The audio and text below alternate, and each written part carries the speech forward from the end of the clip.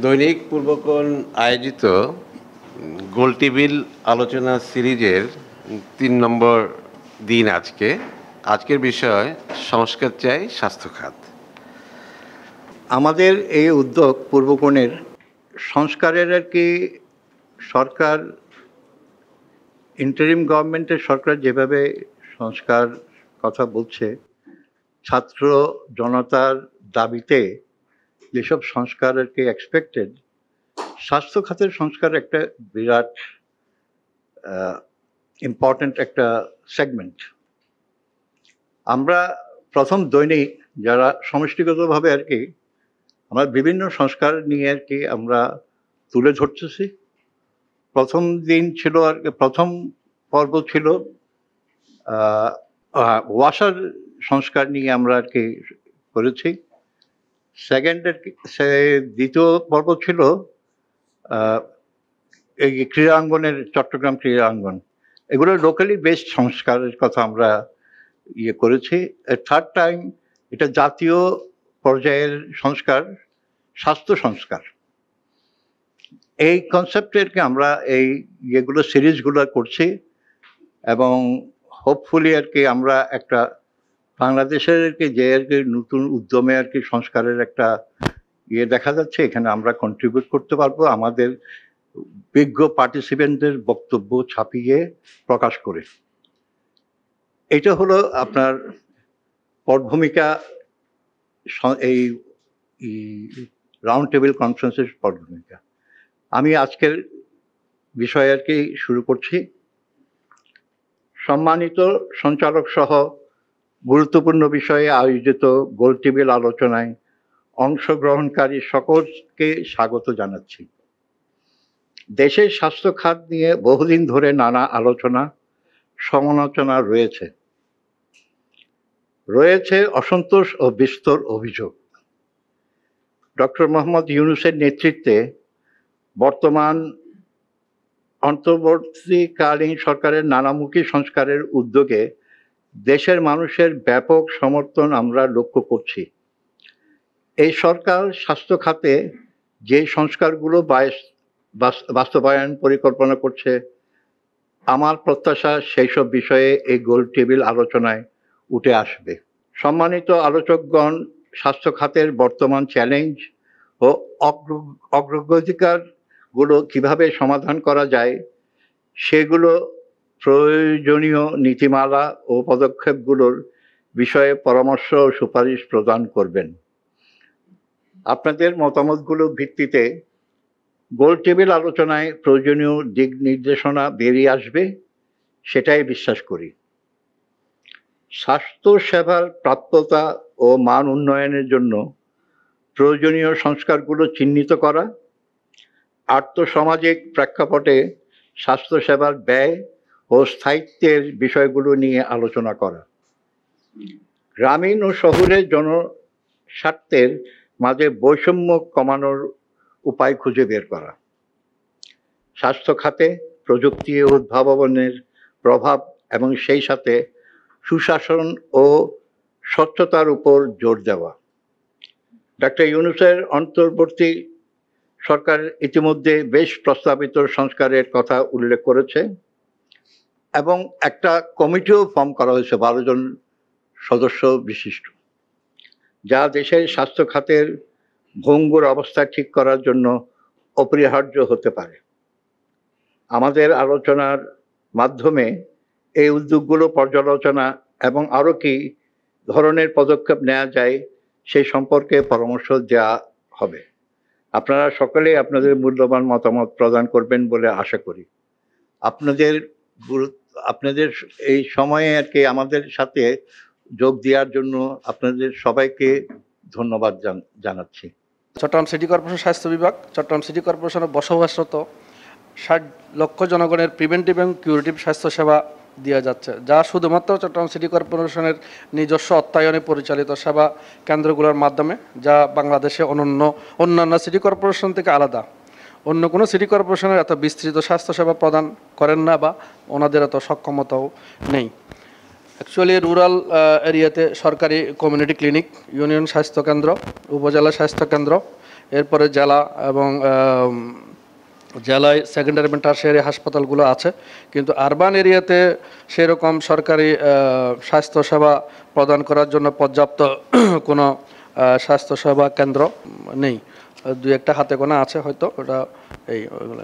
তো যদি city corporation স্বাস্থ্যসেবা সম্প্রসারিত না করতো, শহর এলাকা সেকেন্ডারি টারশিয়ারি হসপিটালগুলোতে বা মেডিকেল কলেজগুলোতে অনেক বেশি রোগীর চাপ এবং বিভিন্ন রকমের প্রেশার ক্রিয়েট হতো। এই ক্ষেত্রে চট্টগ্রাম সিটি কর্পোরেশন অনন্য দৃষ্টান্ত স্থাপন করে স্বাস্থ্য বিভাগকে অনেক দূর এগিয়ে নিয়ে গেছেন। তো এর মধ্যে আমি একটু চট্টগ্রাম সিটি কর্পোরেশনের আমাদের স্বাস্থ্য বিভাগের যে অ্যাক্টিভিটিস এবং আমাদের যে স্থাপনা এবং হসপিটালগুলোর একটু সংক্ষিপ্ত বিবরণ আমি তুলে ধরব।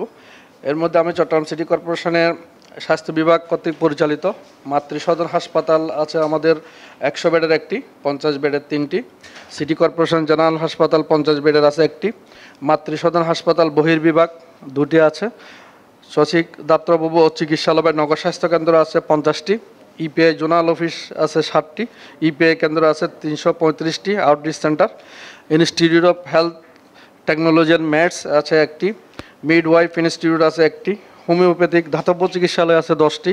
হোমিওপ্যাথিক মেডিকেল কলেজ ও হাসপাতাল আছে একটি, যেটাতে আমরা আগে ডিপ্লোমা ছিল, এখন বিএইচএমএস কোর্স চালু করার জন্য প্রক্রিয়াধীন আছে। এটা যেটা বিএইচএমএস কোর্স শুধু ঢাকা ইউনিভার্সিটির আন্ডারে একটা ইনস্টিটিউট যা সরকারিভাবে আছে, কিন্তু অন্য কোথাও এটা নাই।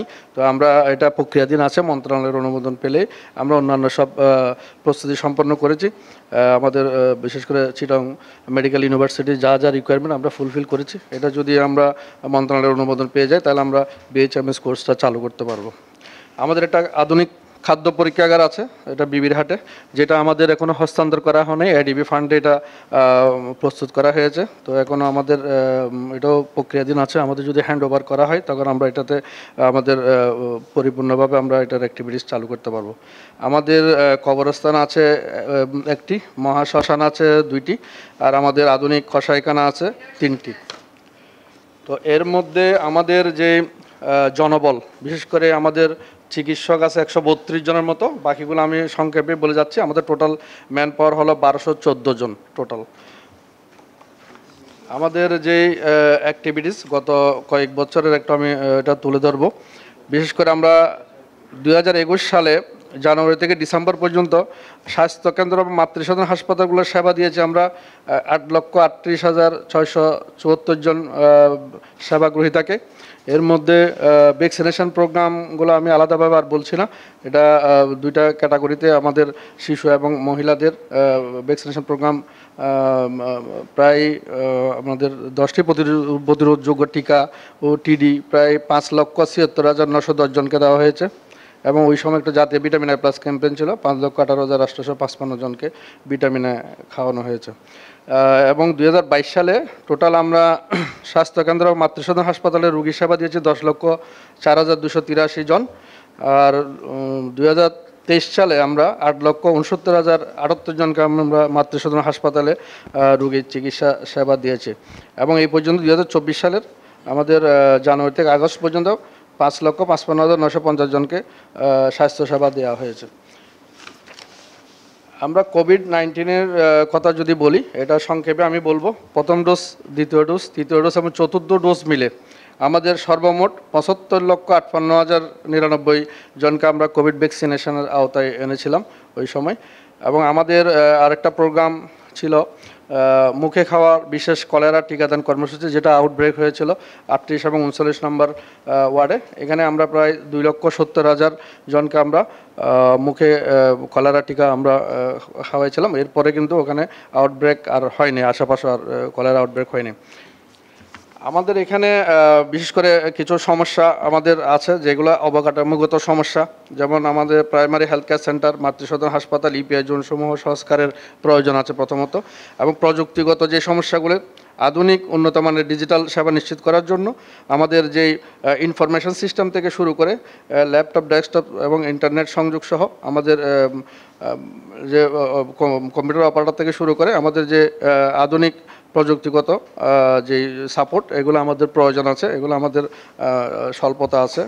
তারপর যন্ত্রপাতির মধ্যে বিশেষ করে লজিস্টিক সাপ্লাই, ড্রাগ সাপ্লাই, এগুলো আমাদের একটু অপ্রতুল আছে, এগুলো সরকারি আমরা সাপোর্ট চাচ্ছি। এর মধ্যে চাকুরির স্থায়ীকরণ, যেটা আমাদের যে অর্গানোগ্রাম এবং আমাদের ছাড়পত্র অনুসারে এটা প্রক্রিয়াধীন আছে, তারপরেও এটা যারা এখনও আমাদের ছাড়পত্রের আওতায় স্থায়ী হয় নাই, এই স্থায়ীকরণটা যদি নিশ্চিত করা যায়, সেবার মান আরও বৃদ্ধি করবে এবং জব স্যাটিসফ্যাকশন আসবে বলে আমি মনে করি। জনবলের অভাব আছে, হাসপাতালসমূহ ইপিআই কার্যক্রমের জন্য প্রয়োজনীয় জনবল প্রয়োজন। যেমন আমি একটু উদাহরণ দিই যে ইপিআই ভ্যাকসিনেশন প্রোগ্রাম, এখানে সিভিল সার্জন মহোদয় আছেন, উনি জানেন আমাদের যে জনবল প্রয়োজন প্রায় 350 জনের মতো। আমরা যদি ইফেক্টিভ এবং ফুলফিল সার্ভিস দিতে চাই, প্রায় 350 জনের মতো আমাদের স্বাস্থ্য সহকারী প্রয়োজন, কিন্তু আমাদের 104 জন আছে, যেটা ইউনিসেফ এবং ডাব্লিউএইচওর ডিমান্ড অনুসারে আমাদের আরও জনবল প্রয়োজন। তো এই ক্ষেত্রে আরও জনবল নিয়োগের প্রয়োজনীয়তা আছে। প্রশিক্ষণের ব্যবস্থা করা, দেশে বিদেশে এবং যারা এখানে কর্মরত আছেন আপডেট নলেজের জন্য আমাদের যে প্রশিক্ষণের প্রয়োজন আছে। স্থানীয় সরকার বিভাগ এর মাধ্যমে আমরা আরবান প্রাইমারি হেলথ কেয়ার প্রজেক্টের 2টা প্রকল্প আমরা চালাই, একটা মমতা চালাই। তো এটার একটু অ্যাকচুয়ালি জুনে এটার মেয়াদ শেষ হয়ে গেছে, এখনও আমাদের এমইও স্বাক্ষরিত হয় নাই। তো আশা করি কিছুদিনের মধ্যে এমইও স্বাক্ষরিত হবে, তবে এটার আমাদের অ্যাক্টিভিটিস চলমান আছে। তো এই ক্ষেত্রে সরকারের বিশেষ করে আমাদের স্থানীয় সরকার মন্ত্রণালয়ের অধীনে যদি আমরা আছি, আমরা কিন্তু স্বাস্থ্য বিভাগের পক্ষ থেকে, স্বাস্থ্য মন্ত্রণালয়ের পক্ষ থেকে আমরা আশা করছি যে কারিগরি এবং লজিস্টিক সাপ্লাই আমাদের একান্ত প্রয়োজন। এবং আমি মনে করি সঠিক পরিকল্পনা প্রণয়ন করে জিও এনজিও সহ সিটি কর্পোরেশনের স্বাস্থ্য বিভাগ সকলের সহযোগিতা পরামর্শে এগিয়ে যাবে এবং জনগণের স্বাস্থ্য সেবা নিশ্চিত করবে, এই আশা ব্যক্ত করে আমি আমার বক্তব্য এখানে শেষ করছি। ধন্যবাদ।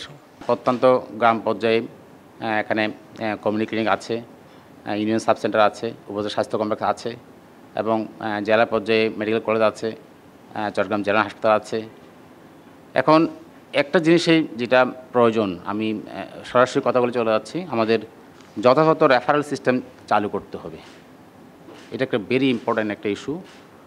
আমাদের বর্তমান প্রেক্ষাপটে আমরা দেখি সাধারণ মানুষ, আমরা বিভিন্ন জায়গায় শুনে থাকি কথাগুলো, অস্ট্রেলিয়া, নিউজিল্যান্ড, আমেরিকা, কানাডা, আমাদের ফ্রেন্ড সার্কেল যারা আছেন তারা সবাই বললেন তারা অত্যন্ত ভালো অবস্থায় আছে বিদেশে, কিন্তু আমাদের দেশের জুনিয়র ডক্টররা অত্যন্ত খারাপ অবস্থা আছে। কেন খারাপ অবস্থা আছে? আমাদের একটা রেফারেল সিস্টেম নাই। আমার সর্দি হয়েছে, জ্বর হয়েছে, আমার টাকা আছে, আমি প্রফেসর দেখাবো, এই যে একটা সিস্টেম, এটা আমাদের এখান থেকে বেরিয়ে আসতে হবে। এটা কী বেরিয়ে আসা যায় সেটা আপনার সুন্দর একটা পরামর্শ আপনারা রাখবেন। একটা হলো আপনারা আমাদের গ্রামেগঞ্জে আছে এবং সব হাসপাতালে জনবল সংকট রয়েছে। জনবল সংকটকে কীভাবে আমরা দেখি ডাক্তার এবং সেবা দানকারী নার্স এবং যারা তৃতীয় শ্রেণী চতুর্থ শ্রেণীর স্টাফ আছে, ওদের যথেষ্ট স্বল্পতা রয়েছে। আমি যখন পূর্ববর্তী চট্টগ্রাম মেডিকেল কলেজে ছিলাম, ওখানে চট্টগ্রাম মেডিকেল কলেজে প্রতিদিন 3000 রুগী হাসপাতালে ভর্তি থাকে। সে তুলনায় সরকারের অ্যালোকেশন আছে মাত্র 1100 বেড, বর্তমানে এটা 2200 বেড করা হয়েছে, কিন্তু কোনো জনবল নেই। তদ্রূপ প্রত্যেকটি উপজেলা, আমি বাঁশখালীর কথা বলি, ফটিকছড়ির কথা বলি, 100 বেড করা হয়েছে, কাগজে কলমে করা হয়েছে, কিন্তু জনবল নাই, কাঠামো নাই। আমাদের জনসংখ্যা দিন দিন বেড়ে যাচ্ছে, সেই জনবল যারা বাড়তেছে তাদেরকে সেবার জন্য আমাদের জনবল সংকটটা কাটিয়ে তুলতে হবে এবং প্রশিক্ষিত জনবল আমাদেরকে তৈরি করতে হবে। জনবলকে আমাদের যাতে আমরা জনগণকে ভালো সেবা দিতে পারি, স্বল্প সময়ে আমরা যাতে উন্নত সেবাটা দিতে পারি, উন্নত চিকিৎসা দিতে পারি। জনবল বলতে গেলে ডাক্তার, নার্স, প্রত্যেকটা ক্ষেত্রে সবাইকে পর্যাপ্ত প্রশিক্ষণের আওতায় নিয়ে আসতে হবে। এবং আমাদের যে আমি আসার পরে আমি জয়েন করেছি 1 মাস হয়েছে, কিছু জিনিসের ঘাটতি ছিল, টিকার স্বল্পতা ছিল বা বিনোদনের ছিল, আমরা সেগুলা চিহ্নিত করেছি এবং সেগুলো ঠিক করার জন্য আন্তরিক চেষ্টা করেছি। এবং আমাদেরকে সঞ্চালক মহোদয় প্রথমে বলেছেন আমাদেরকে সঠিক তথ্যাবলী সঠিক যে আমাদের এই জনবল সংকট বা স্বাস্থ্য খাতে যে কী কী দরকার, কী সংস্কার দরকার, এগুলো আমরা এগুলো আমাদের বের করতে হবে এবং এগুলোকে বের করে আমাদেরকে এগুলো সমাধানের জন্য আমরা চাই। আমরা একটা উন্নত আমরা মধ্যময় দেশ আগে উন্নত হয়েছি। আমাদের এখানে মাতৃমৃত্যুর হার অনেক কমে গেছে, শিশু মৃত্যুর হার কমে গেছে। আমরা আমাদের নিউনেটাল মৃত্যুর হার, শিশু মৃত্যুর হার অনেকটা কমে আসছে। আমরা যে এসডিজি সাস্টেনেবল ডেভেলপমেন্ট গোল অর্জনের জন্য আমাদের যে লক্ষ্যমাত্রা ছিল, আমরা সেখানে কাছাকাছি চলে যাচ্ছি। এখন আমাদের যেটা প্রয়োজন সেটা হলো আমাদের সুন্দর একটা স্বাস্থ্য সুরক্ষা আইন করতে হবে। আমাদের স্বাস্থ্য সুরক্ষা আইন করতে হবে, যে আইনের মাধ্যমে আমাদের স্বাস্থ্যসেবা যারা দিবেন ওনারা সুন্দর সেবা পাবেন, ওনারাও নিরাপত্তা ভোগ করবেন, নিরাপদে থাকবেন এবং যারা স্বাস্থ্য গ্রহণের জন্য আসবেন ওনারাও নিরাপদে স্বাস্থ্যসেবা নিতে পারবেন। এবং এই জিনিসটা আমাদের এই স্বাস্থ্য সুরক্ষা আইনটা আমাদের দেশে হচ্ছে, কিন্তু এখনও একটা মানে পরিপূর্ণ পর্যায়ে যায় নাই। সেটাকে পরিপূর্ণ পর্যায়ে নেওয়ার জন্য আমাদের আজকে গোল্ডেন বোর্ডের থেকে একটা জোর দাবি জানাইতে হবে আমি মনে করি। কারণ আমাদের এই ভূখণ্ডে আমাদের এই যে আবহাওয়ার ক্লাইমেট চেঞ্জের একটা ব্যাপার আছে। প্রচুর এখানে বিভিন্ন ধরনের রোগগুলো এখানে রোগী এখানে বিদ্যমান, বিভিন্ন রোগের রোগী এখানে বিদ্যমান। সুতরাং অনেক সময় দেখা যায় আমরা যারা স্বাস্থ্য সেবা দিয়ে থাকেন ডাক্তাররা অরক্ষিত থাকেন। ডক্টরদের সুরক্ষা নিতে হবে, নার্সদের সুরক্ষা ব্যবস্থা করতে হবে এবং রোগীও যাতে সুন্দর চিকিৎসা পায়। রোগীর চিকিৎসা পাওয়ার জন্য আমাদের আইন করতে হবে। সে সুন্দর আইন কি, রেফারেল সিস্টেম হতে হবে। রোগী যদি আমরা এরকম করতে পারি, আমাদের এখানে একটা সবচেয়ে বড় সমস্যা, আমাদের দেশে কোনো সুন্দর আইন নেই। যে এখানে অনেক দিন ধরে ডাক্তারের সাথে আছে বা অনেক দিন ধরে হাজারগুলিতে বা বিভিন্ন জায়গায় ফার্মেসি করতেছে বা বিভিন্ন কোম্পানিতে সে চাকরি করতেছে, একসময় দেখা যায় সে কী করে, সে যখন কিছু ওষুধের নাম শিখে সে এলাকায় গিয়ে সে একটা দোকান খুলে দেয় বা সে প্র্যাকটিস শুরু করে দেয়। তখন আমরা যারা 8-10 বছর পড়াশোনা করলাম বা আমাদের গ্রামে যখন আমরা যখন যাই, আমাদেরকে কম্পিটিশন করতে হয় ওদের সাথে। ওরা দেখা যায় 50 টাকা 20 টাকা কেউ ফি নিচ্ছে না, সে পর্যায়ে ওরা ট্রিটমেন্ট দিয়ে যাচ্ছে। দেখা যায় আমি সারাদিন প্র্যাকটিস করে আমি বা একটা সম্মানজনক আর্ন করতে পারি না, বা আমাদের যে একটা যারা গভর্নমেন্ট জব নাই তারা পারে না। কিন্তু দেখা যায় সেখানে আমাদের বাইরে যারা মেডিকেলের বাইরে যারা পড়াশোনা না করে শুধুমাত্র কিছু নাম শিখে ওরা প্র্যাকটিস করতেছে। এইগুলো কীভাবে রোধ করা যায়, ভেরি ইম্পর্ট্যান্ট একটা বিষয়। কিন্তু সেটা আমাদের দেশে পারা যাচ্ছে না, কারণ ওদের বিভিন্ন ধরনের সংগঠন আছে। ওরা গ্রাম ডাক্তারদের বইফুট যে সংগঠনগুলো আছে, ওরা এত সংঘবদ্ধ, ওরা সংঘবদ্ধ হয়ে আছে। ওদেরকেও যদি ওরা প্র্যাকটিস করে থাকে, ওদেরকে প্রশিক্ষণের আওতায় নিয়ে এসে ওরা যদি ম্যাল প্র্যাকটিস না করে, ওরা যদি নির্দিষ্ট কিছু ড্রাগের বাইরে লিখতে না পারে, এটা একটা নিয়ম আছে কিন্তু এটা বাস্তবায়ন নাই। তাহলে কি হচ্ছে, সেটা মাল্টি ড্রাগ রেজিস্ট্যান্ট ডেভেলপ করতেছে। তার মানে কি, আমার হাতে ওষুধ আছে কিন্তু আমি ট্রিটমেন্ট করতে পারতেছি না। আমাদের স্বাস্থ্য খাতে বাজেট বাড়াইতে হবে। আমাদের যে অত্যাধুনিক যন্ত্রপাতি যেগুলো আছে সেগুলোকে রিনোভেশন, সেগুলোকে রক্ষণাবেক্ষণ করা এবং সেগুলোকে আরও ভালো যাতে আমরা যন্ত্রপাতি আনতে পারি, সেভাবে সরকারকে নজর রাখতে হবে। আমাদের এখানে দুজন অনুপস্থিত আছেন, আসলে 3 জন, তবে 2 জন তাদের লিখিত বক্তব্য পাঠিয়েছেন। একজন হচ্ছেন অস্ট্রেলিয়া আছেন যিনি আহমদ শরীফ শুভ, আর প্রদীপ কুমার দত্ত, সে একটা বিশেষ কাজে আসতে পারেনি। তাদের বক্তব্যগুলো আমরা পড়ার চেষ্টা করব। স্বাস্থ্য খাতের আমরা যদি সার্বিক অবস্থার দিকে তাকাতে চাই, তাহলে আমরা দেখি যে এর কয়েকটা বিল্ডিং ব্লক আছে যেটা WHO নির্ধারণ করে দিয়েছেন। WHOর মতে প্রথমে হচ্ছে স্বাস্থ্য সেবা, সেটা প্রদান করা। সেটা 1 নম্বর। তো এই প্রদানের জন্য আমাদের কিছু ফেসিলিটিস আছে, হসপিটাল আছে, ক্লিনিক্স আছে, নার্সিং হোম আছে, ফার্মাসি আছে, সেখানে ডাক্তাররা আছে, ডাক্তার, নার্স এবং অন্যান্য প্রোভাইডাররা আছে। এখানে এটা হচ্ছে 1 নম্বর। এখানে আমরা দেখি যে বাংলাদেশে আমাদের একদম টারশিয়ারি লেভেল বা উচ্চতর হাসপাতাল থেকে শুরু করে কমিউনিটি ক্লিনিক পর্যন্ত আছে। ডিস্ট্রিক্ট লেভেলের হসপিটাল, উপজেলা, তারপর সাব সেন্টার, তারপর ক্লিনিক লেভেলের হসপিটাল। এখানে আমরা কি যেখানে যা প্রয়োজন, থাকা প্রয়োজন, তা কি আমরা দিতে পেরেছি? সেটা ফেসিলিটি হিসেবে বলছি। আর জনবল হিসেবে বলতে গেলে যেখানে যে জনবল থাকা দরকার তাকে আমরা দিতে পারছি, সেটা একটা। এটা হচ্ছে 2 নম্বরে আসছি আমরা স্বাস্থ্যসেবা প্রদানের পরে 2 নম্বরে আসছি আমরা স্বাস্থ্যকর্মী। স্বাস্থ্যকর্মী বলতে আমরা সবাই জানি, আবার শুরু করি ডাক্তার, নার্স থেকে শুরু করে একজন রেডিওলজিস্ট, একজন ল্যাব প্রফেশনাল বা ফিজিওথেরাপিস্ট থেকে শুরু করে সবাই। তো এইটা আমাদের কী ধরনের স্বাস্থ্যকর্মী দরকার?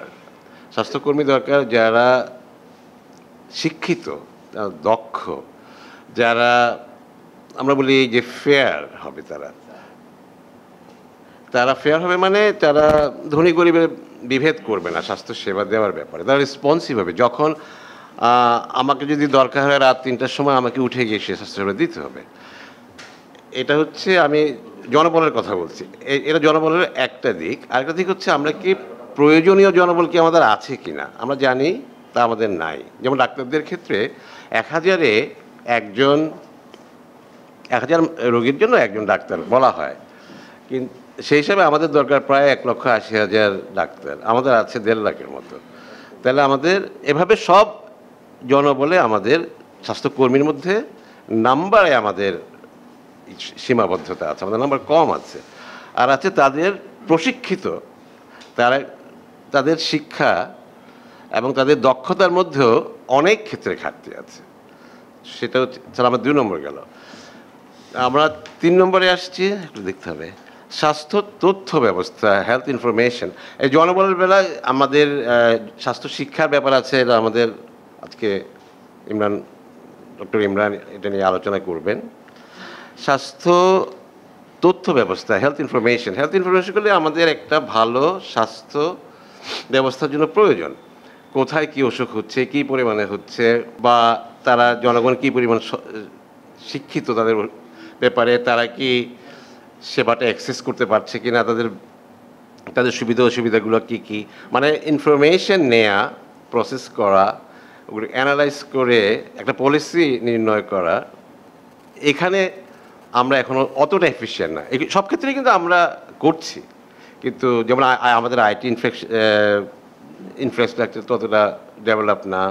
আমাদের পেশেন্ট ইনফরমেশন একটা ন্যাশনাল ডাটাবেস নাই পেশেন্টদের, কেন যেগুলি বিদেশি উন্নত দেশগুলোতে আছে। এগুলি পেশেন্ট আইডেন্টিফাই করা সহজ হয়, তাদের অসুখ বিসুখগুলি সব অ্যাভেলেবল থাকে যে কোনো হেলথ কেয়ার প্রোভাইডারের কাছে। ওষুধ বিশেষ করে মানে মেডিকেল প্রোডাক্টস বলা হয়, কিন্তু আমি মেনলি বলবো যে ওষুধের প্রাপ্যতা যেমন দরকার, তেমনি দরকার ওষুধের আমরা কস্ট সহজলভ্যতা যেমন দরকার, তেমনি আমাদের দেখতে হবে যে আমরা ওষুধগুলো মানুষ অ্যাফোর্ড করতে পারছে কিনা। আমরা জানি আমাদের দেশের অধিকাংশ ওষুধ অ্যাফোর্ড করতে পারে না। এবং সবশেষে 6 নম্বর সেটা হচ্ছে আমরা বলি গুড গভর্নেন্স, লিডারশিপ। এখানে আমাদের অনেক বড় সমস্যা আছে। আমাদের নেতৃত্বের সমস্যা আছে, করাপশনের কথা আমরা সবাই জানি। তারপর আছে দলীয়করণের সমস্যা। নানা কারণে আমরা এই গুড গভর্নেন্স আমরা মেনটেন করতে পারিনি। স্বাস্থ্যসেবা জনগণের দোরগোড়ায় একেবারে প্রান্তিক জনগোষ্ঠীর কাছে পৌঁছে দেওয়া হয়েছে, এই ধরনের বক্তব্য সরকার এবং মন্ত্রীদের কাছে বহু চর্চিত একটা বিষয়। তারপরেও স্বাস্থ্য ব্যবস্থা সংস্কারের উত্থাপিত দাবিটি অত্যন্ত গুরুত্ব সহকারে ভাববার এবং কারণসমূহ নির্ণয় করে সমাধানের দিকে অগ্রসর হওয়ার বিষয়ে পদক্ষেপ নেওয়া জরুরি। দেশের স্বাস্থ্য ব্যবস্থার মূল নিয়ন্ত্রক সরকারের স্বাস্থ্য পরিবার কল্যাণ মন্ত্রণালয় স্বাস্থ্যনীতির আলোকে বিভিন্ন অধিদপ্তরের মাধ্যমে 36টা অপারেশন প্ল্যানের মাধ্যমে স্বাস্থ্য পরিবার পরিকল্পনা পুষ্টি ইত্যাদি কার্যক্রম পরিচালনা করছে। আবার এখানে অনেক বেসরকারি হাসপাতাল এবং ক্লিনিক আছে, এগুলো স্বাস্থ্য পরিবার কল্যাণ মন্ত্রণালয়ের অধীন। আবার সিটি কর্পোরেশনের অধীনে অনেক আরবান ডিসপেন্সারি আছে, মাতৃসদন হাসপাতাল আছে, এগুলো আবার স্থানীয় সরকার মন্ত্রণালয়ের অধীন। আবার পুলিশ হাসপাতাল আছে স্বরাষ্ট্র মন্ত্রণালয়ের অধীন। আবার কারা হাসপাতাল আছে, সেটাও স্বরাষ্ট্র মন্ত্রণালয়ের অধীন। আবার এনজিও যারা স্বাস্থ্য খাতে কাজ করে তারা এনজিও ব্যুরোর অধীনে, আবার আংশিক স্বাস্থ্য মন্ত্রণালয়ের অধীনে। এভাবে 4-5টা মন্ত্রণালয় একই কাজ করছে। যেমন চট্টগ্রাম শহরে আরবানে সিটি কর্পোরেশনের সেবা দিচ্ছে, আবার সরকারেরও আরবান ডিসপেন্সারি। সেবা গ্রহীতাদের আমরা যদি আসলে সমস্যাগুলি চিহ্নিত করতে পারি তাহলে আমরা সংস্কারের দিকে যাব। সেবা গ্রহীতাদের অসন্তুষ্টিটা কি? সেবা প্রাপ্তিতে তাদের দীর্ঘসূত্রিতা, চিকিৎসক নার্স সহ স্বাস্থ্যকর্মীদের আচরণ, হাসপাতালের আউটডোর বিশেষত ইনডোরের অপরিচ্ছন্ন পরিবেশ, বিভিন্ন পরীক্ষা নিরীক্ষার জন্য অপর্যাপ্ত সুবিধা, অধিকাংশ পরীক্ষা নিরীক্ষার জন্য বেসরকারি ডায়াগনস্টিক সেন্টারে শরণাপন্ন হওয়া, অপর্যাপ্ত ঔষধ, প্রচুর আর্থিক ব্যয়, অধিকাংশ জনগণের বেসরকারি হাসপাতালে সেবা প্রাপ্তিতে আর্থিক অক্ষমতা, সংকটাপন্ন রোগীদের বা উপজেলা থেকে জেলা পর্যায়ে আনার জন্য পরিবহন বা অ্যাম্বুলেন্স প্রাপ্তির সমস্যা, শয্যা সংকটের কারণে রোগীদের ফ্লোরে শয্যা পেতে থাকতে হয়। এগুলি মোটামুটি সেবা গ্রহীতাদের অসন্তুষ্টি তাদের মধ্যে কাজ করছে। আর সেবা প্রদানকারীদের অসন্তুষ্টির অনেকগুলি কারণ। একজন FWV আসে 3 দিন ফ্যামিলি প্ল্যানিং সেবা দেওয়ার জন্য, আরেকজন স্বাস্থ্য সহকারী আসে 3 দিন তা এই PI বা অন্যান্য এই সংক্রান্ত সেবা দেওয়ার জন্য। এই কমিউনিকেশনকে একজন CHCPকে দিয়ে আমরা চাই যে সেখানে নর্মাল ডেলিভারি হোক। একটা নর্মাল ডেলিভারি হওয়ার জন্য যে একটা লেবার রুম লাগবে, অ্যাসেপ্টিক প্রিকশন লাগবে, অনেক কিছুই লাগবে না। আমরা ঠিক করে দিচ্ছি আপনারা কমিউনিটি ক্লিনিকের মধ্যে ইয়ে করবেন। এই CHCPরা কিন্তু কেউ ডাক্তার নয়, প্যারামেডিকও নয়, তাদেরকে 6 মাসের ট্রেনিং দেওয়া হয়েছে মাত্র। একটা স্বাস্থ্য পরিবার কল্যাণ কেন্দ্র আছে, ওখানে FWV এবং একজন SECMO বলে এদেরকে, sub assistant community medical officer, আর একজন ডাক্তারকে পোস্টিং দেওয়া হয়েছে স্বাস্থ্য বিভাগ থেকে। উনি শুধু প্রেসক্রিপশনটা লিখবেন, ওনার আর কোনো ক্ষমতা নেই, ওনাকে কেউ মানেন না। উনি শুধু ওষুধটা প্রেসক্রিপশনটা লিখতে পারবেন কিন্তু কোনো ওষুধ দিতে পারবেন না। অদ্ভুত একটা সিস্টেম। ওখানে আবার অনেক জায়গায় স্বাস্থ্য বিভাগেরও একটা কেন্দ্র আছে একই জায়গায়। সেজন্য ওখানে ওই ডাক্তাররা যেতে চান না। আবার তাদের জন্য কোনো আবাসিক সুবিধা নাই, তাদেরকে বলা হয় আপনারা কেন থাকেন না, তখন থাকবেন কোথায়? থাকার জন্য তার একটা ব্যবস্থা রাখতে হবে, তাদের জন্য কোনো ব্যবস্থা নেই। নর্মাল ডেলিভারি করার জন্য এই সমস্ত কেন্দ্রে 24 ঘন্টা খোলা রাখার লেখা থাকে সব জায়গায়, 24/7। একটা FWVর পক্ষে 24 ঘন্টা ওখানে সার্ভিস দেওয়া, এটা কি সম্ভব? এই 24 ঘন্টা আসলে হয় না, নর্মাল ডেলিভারি হয় না। আমরা পত্রপত্রিকায় কিছু তথ্য ওই যে সিভিল সার্জন সাহেব বললেন, তথ্যগত অনেক বিভ্রান্তি আছে, জনগণকে আমরা বোকা বানানোর জন্য অনেক কিছু লিখছি। উপজেলা পর্যায়ে 10 জন বিশেষজ্ঞ চিকিৎসক সহ 20 জনের পদ থাকলেও তাদের অধিকাংশ বিশেষজ্ঞ হিসেবে সার্ভিস দেওয়ার জন্য প্রয়োজনীয় যন্ত্রপাতি সহ আধুনিক আনুষঙ্গিক অন্যান্য সুযোগ সুবিধা নাই। রেডিওলজি এবং প্যাথোলজি সেটা পুরোপুরি টেকনিশিয়ান নির্ভর। এখনও ক্লোরোমিটার দিয়ে ওখানে পরীক্ষা নিরীক্ষা করি, কোনো ইয়ে নাই, কিন্তু টেকনিশিয়ান নাই। কোনো কেন্দ্রে সোনোগ্রাফি আছে, আবার প্রশিক্ষিত কোনো চিকিৎসক নাই। ECG মেশিন আছে, হয় নষ্ট, নাহলে কার্ডিওগ্রাফার নেই। কত ট্রমা সেন্টার আছে, অনেক জায়গায় আছে, চট্টগ্রামেও আছে অনেক ট্রমা সেন্টারগুলি তৈরি হয়ে আছে আজকে 5-7 বছর, এর চেয়ে মনে হয় বেশি আমার ধারণা। কোনো ডাক্তারও নেই, কোনো যন্ত্রপাতিও নেই। ট্রমা সেন্টারগুলিতে সিভিল সার্জন সাহেবরাও কিছু 2-1 মেডিকেল অফিসারকে বসান, ওরা কিছু আউটডোরে হয়তো কিছু ওষুধপত্র লিখেন। পদায়ন পদোন্নতির সুষ্ঠু কোনো নীতিমালা নাই, যোগ্যতার নিরিখে পদোন্নতি হয় না, হয় রাজনৈতিক প্রভাবে। স্বাস্থ্য পরিবার পরিকল্পনা উভয় অধিদপ্তরে ক্যাডার নন ক্যাডারের নামে বিভাজন তৈরি করে রাখা হয়েছে। ইচ্ছাকৃতভাবে কিছু ক্যাডার ডাক্তার নেয়, আবার কিছু নন ক্যাডার ডাক্তার নেয়। এটা নিয়ে সবসময় সংঘাত লেগেই আছে। আন্তঃক্যাডার বৈষম্য এটা বলার অপেক্ষা রাখে না। আন্তঃক্যাডারে একজন প্রফেসর 3rd গ্রেডের বেতন পাবে, একজন সেক্রেটারি আবার এরপরে আবার সিনিয়র সেক্রেটারি বলে ওনারা নানান ধরনের পদ তৈরি করে অনেক সুবিধা নিচ্ছেন। কিন্তু একজন প্রফেসর গ্রেড 1-এ থাকবে না, এটা চিন্তা করা যায় মেডিকেল সায়েন্সের। যাই হোক, ঔষধ যন্ত্রপাতি ইত্যাদি কেনাকাটায় দুর্বৃত্তায়ন, সিভিল সার্জনদেরকে বাধ্য করা হয় আমার লাগবে না, আমি এমআরআই মেশিন দেবো, আপনি একটা কাগজের মধ্যে লিখে দেন আমি এমআরআই মেশিন লাগবে, আমার সিটি স্ক্যান মেশিন লাগবে। ওনারা প্রক্রিয়া করতে বাধ্য না করলে কি হয়, এখন পর্যন্ত অনেক সিভিল সার্জন জেলেও গেছেন, যাবেনও আগামীতে। কারণ এমন কিছু যন্ত্রপাতি সেখানে দেওয়া হয়েছে এবং কেন হয়েছে এগুলি দুর্বৃত্তায়িত কেন বলছি। 2.5 কোটি টাকার একটা এমআরআই মেশিন 9,95,00,000 টাকা দিয়ে কেনা হয়েছে আমি যখন সিভিল সার্জন অফিসে ছিলাম। প্রশিক্ষণের নামে ব্যাপক অনিয়ম, 1 সপ্তাহ বা 2 সপ্তাহের বৈদেশিক প্রশিক্ষণ যেগুলো, এগুলো শুধুমাত্র হচ্ছে প্রমোদ ভবন। বিভিন্ন অবকাঠামো নির্মাণের দীর্ঘদিন পরে জনবল কাঠামো পদ সৃজন এবং নিয়োগ দেওয়া হয় না। চিকিৎসক, নার্স, ওনার স্বাস্থ্যকর্মীদের নিরাপত্তার জন্য যেটা বলেছেন যে কোনো সুরক্ষা আইন নাই। সুরক্ষা আইন তো এখনও করেছে, এখনও সেদিন শুনলাম সেক্রেটারি সাহেব বলছেন 21 দিনের মধ্যে আমি একটা সুরক্ষা আইন করব। আবার একটা সেমিনারে শুনলাম, সেমিনারে ওনারা বলছেন এই যে সুরক্ষা আইন তৈরি করা হয়েছে এটা একটা আবর্জনা, কোনো স্বাস্থ্য বিমা নাই, এত বছর পরে কোনো স্বাস্থ্য বিমা নাই। ও নিউজিল্যান্ডে থাকে, ও সব প্রোটেক্টেড, কিন্তু ওয়েল প্রোটেক্টেড। আমার এখানে রোগীও প্রোটেক্টেড না, আমার সার্ভিস প্রোভাইডাররা প্রোটেক্টেড না। ওষুধের মান এবং মূল্য নিয়ন্ত্রণের জন্য গৃহীত প্রতিষ্ঠানের কোনো কার্যকর ভূমিকা আমরা দেখি না। আপনার ওষুধের দাম যেভাবে লাফিয়ে বাড়ছে, মাহমুদ ভাই মাঝে মধ্যে প্রতিবাদ করে অনেক কিছু লেখেন বিভিন্ন জায়গায়, যে মার্কেট একসময় স্বাস্থ্যনীতি করে যে অবস্থায় আমরা এসেছিলাম, এখন আবার আমরা পূর্বের জায়গায় ফিরে যাচ্ছি।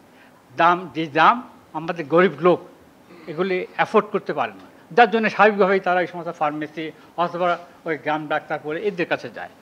সর্বোপরি একটি সর্বজন গ্রহণযোগ্য স্বাস্থ্যনীতি তৈরি করা হয়নি, কিন্তু স্বাস্থ্যনীতি আছে। কিন্তু 2011 সালে একটা অনুমোদন হয়েছিল, আবার 2017 সালে, আবার 2021 সালে এইভাবে করা হয়েছিল, কিন্তু ওই ধরনের এই স্বাস্থ্যনীতি কিন্তু সর্বজন গ্রহণযোগ্য নয়। মেডিকেল শিক্ষা আমাদের একটা মিসনমার হলো স্বাস্থ্য শিক্ষা, মেডিকেল শিক্ষা স্বাস্থ্য শিক্ষা সাইমোনিমাস না, এই ভুলটা জাতীয় পর্যায়ে করা হচ্ছে। মিনিস্ট্রি ভাগ করা হয়েছে, মেডিকেল কলেজগুলোকে দেওয়া হয়েছে স্বাস্থ্য শিক্ষা, নো এটা হবে মেডিকেল শিক্ষা। এই কনসেপচুয়াল ভুলের কোত্থেকে শুরু হয়েছে, এটাই আমাদের সব সরিষায় ভূত। আমি একটু I want to go back to একটু হিস্ট্রি, একটু এই ইতিহাস থেকে কয়েকটা জিনিস আছে যাই আমাদের আজকের মেডিকেল এডুকেশনের মুখ থুবড়ে পড়ার কারণটা ওইখানে আছে। এটা হলো 1612-এ পথ হারিয়ে British flagship HMS red dragon সুরাত উপকূলে আসলো। আসার পর ওই সময় এম্পায়ার জাহাঙ্গীরের সাম্রাজ্ঞী খুব অসুস্থ। তখন সবাই বলল সম্রাটকে যে ব্রিটিশ জাহাজে ডাক্তার আছে, ওদের কেন দেখান। সাম্রাজ্ঞীকে দেখলো, দেখার পর উনি ভালো হয়ে গেল। এই মুগ্ধ সম্রাট তখন তাদেরকে অধিকার দিল, সুরাট থেকে শুরু করে অনেক জায়গায় কি বলে কলোনিয়াল অধিকার দিল। So doctors are the tool of invasion এখানে, এবং এটা গেলে ইতিহাসের খুব ভেরি ইম্পর্টেন্ট। Very important. এই পুরো উপমহাদেশে কেউ জানে 1834-এ মিস্টার মিটফোর্ড তার সারা জীবনের টাকা দিয়ে মিটফোর্ড হসপিটাল বানিয়েছিলেন, কারণ এদেশের মানুষকে উনি ভালোবেসেছিলেন। First formal medical hospital Mitford. দেন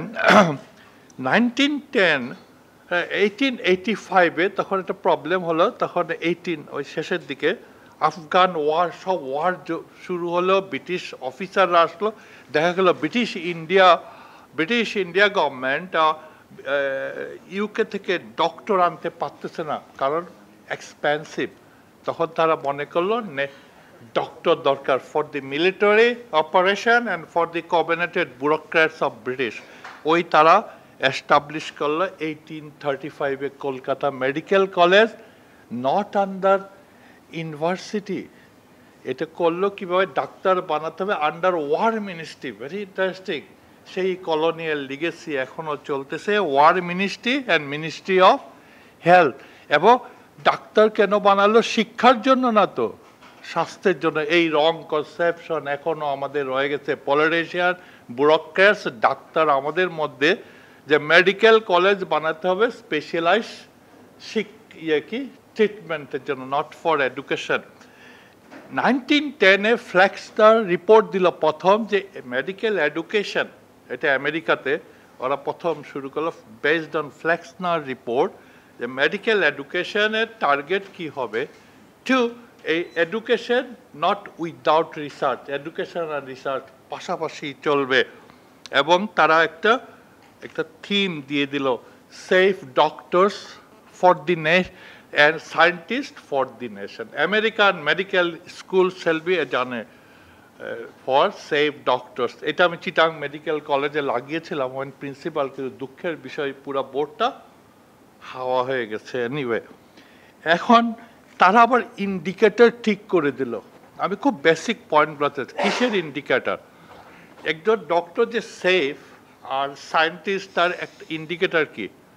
ইন্ডিকেটর হলো স্যাটিসফাইড পেশেন্ট। পেশেন্ট যদি স্যাটিসফাইড হয় তাহলে he is a safe doctor. আর পেশেন্ট যদি স্যাটিসফাইড না, যত বড়, সেই জন্য আমার প্রেসক্রিপশন নিয়ে ওই যে পল্লী চিকিৎসকদের গালি দেয়, ওই পল্লী চিকিৎসকের কাছে গিয়ে দেখায়, এই দেখো তো প্রফেসর ইমরান সাহেবকে আমার কি ঠিক মতো সময় নিয়ে দেখছে কি না, তুমি একটু দেখো। ইয়েস, আমি স্টাডি করেছি, আই ফলোড মাই প্রেসক্রিপশন। মানে তাদের কাছে সেফ কে? আমি না, বৃহত্তর জনগোষ্ঠীর কাছে আমরা এখনো সেফ ডক্টরস হতে পারি না। সায়েন্টিস্ট তো পরে কথা। সায়েন্টিস্টের ইন্ডিকেটর কি? কতগুলা বেঞ্চমার্কওয়ালা কি বলে জার্নালে কতটা পাবলিকেশন হলো, এটাকে বলে শেলফ লাইফ এন্ড আদার। এই লাইফওয়ালা পাবলিকেশন কয়টা হয় আছে, আর কতজন রিসোর্স পার্সন আমরা বানাতে পারলাম। সো এটা দিয়ে শুরু করতেছি আমি। এখন আমাদের কি কি পয়েন্টগুলো দেখতে হবে। ওয়ান, আমাদের সেট আপটা কি? আমি যে বানাবো ডাক্তার, সেট আপটা কি? তা আমার কাছে এই সেট আপগুলো এখনো কি দেশের নির্বাহী কন্ট্রোলে। মেডিকেল এডুকেশন হলো টার্সিয়ারি এডুকেশন। টার্সিয়ারি, বাংলাদেশে একমাত্র tertiary education under the direct control of executive control. আমাদের শাসনতন্ত্র ভাগ করে দিয়েছে। Tertiary education is a quasi judicial purpose. Judicial, আমাদের শাসনতন্ত্র ভাগ করে দিয়েছে নির্বাহী বিভাগ এবং শাসন কি বিভাগ, বিচার, দুই ভাগ ভাগ করা। জুডিশিয়ারি এন্ড এক্সিকিউশন দুই ভাগ আছে, ওটা পরে বলবে, ওটা পরের প্যাচ আছে, আর্টিকেল 70, ওটা পরের কথা। এটা ভাগ করে দিয়েছে। তো কিন্তু তাইলে এখানে তো কনস্টিটিউশন ভায়োলেট হচ্ছে। এবং এই জন্যই আমাদের মেডিকেল সেট আপগুলো, আমাদের আজকে যতগুলা মেডিকেল কলেজ তৈরি হচ্ছে, এটা ইচ্ছা মতো যা কিছু আগে ছিল শুধুমাত্র এক্সিকিউটিভ কন্ট্রোল, এখন তার সাথে অ্যাড হয়েছে কারা? বিজনেস, কর্পোরেট মানি এখানে ঢুকছে, বিজনেস। আর তার সাথে সহায়তা করাইবেন কারা করতেছে? ব্যুরোক্র্যাটস, পলিটিশিয়ান এবং আমাদের মতো রিটায়ার্ড মেডিকেল টিচার্স। আমাদের কিছু অ্যাজাইলাম, আমার মতো, প্রভাতের মতো, আমাদের এটা হলো একটা অ্যাজাইলাম আর কি, একটা শরণার্থী শিবির। ঢুকে নাই না? তাহলে সেট আপ, আমাদের সেট আপগুলো এই জন্যই আমাদের সব মানহীন medical college. 40% medical, maximum medical কলেজে টিচিং স্টাফ নেই। ইভেন বিএমডিসির যে ক্রাইটেরিয়া অনুযায়ী পাবলিক মেডিকেল কলেজগুলো কোনোটা কিন্তু পার হবে না। ইভেন চিটাং মেডিকেল কলেজে হবে না, তার যতজন অ্যানাটমি টিচার দরকার কিন্তু নেই। টু, আমরা আসি প্রসেস। দি প্রসেস আমরা এগুলোকে গ্রো করতেছি, the process is not appropriate. Third হলো আমরা তৈরি করব কারিকুলাম দিয়ে।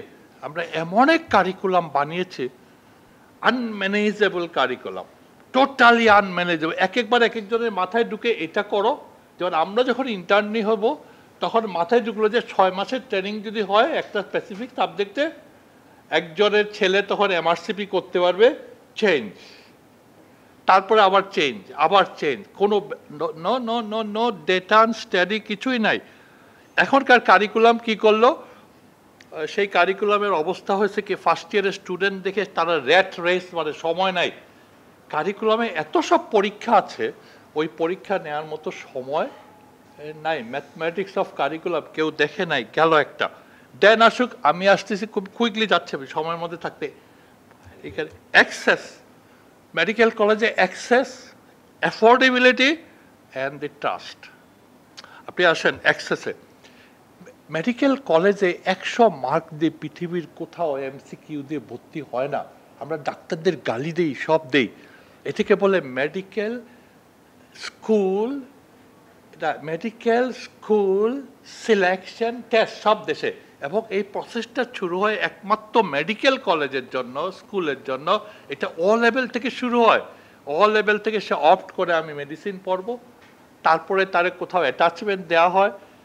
কেউ কেউ ওই ফায়ার ব্রিগেডের সাথে কাজ করে, কেউ অ্যাম্বুলেন্সের সাথে কাজ করে, দে প্রিপেয়ারের রিপোর্ট, তারপরে এই প্রসেসগুলোর মাধ্যমে মেডিকেল স্কুলে ভর্তি হয়। আমাদের মতো ওই 100 এমসিকিউ দিল, দিয়ে তারপরে ঢুকে গেল, নো নট দ্যাট। কিন্তু আমাদের মেডিকেল এডুকেশনিস্ট বলেন, যাই বলেন, কেউ, কারণ ওই যে ব্রিটিশরা শিখাই দিছে যে আমার ডাক্তার হইতে হবে কেন, স্পেশালিস্ট হইতে হবে কেন, আমার প্রচুর পেশেন্ট থাকবে, পেশেন্ট দেখবো, একসাথে 5টা দেখবো, যত পেশেন্ট ততই আমার প্রসার। একটা বাংলা ছবি আছে না, পথে হলো দেরি, ওই যে নায়ক কি বিলেতে যেতে হবে, ডাক্তার হতে হবে, রুগী দেখতে হবে, সুচিত্রা তার জন্য অপেক্ষা করতে থাকবে। আমাদের দেশে ওই সুচিত্রাই অপেক্ষা করতেছে। দেন আমরা সব কিছু সার্ভিস প্রায়োরিটি দিয়েছি।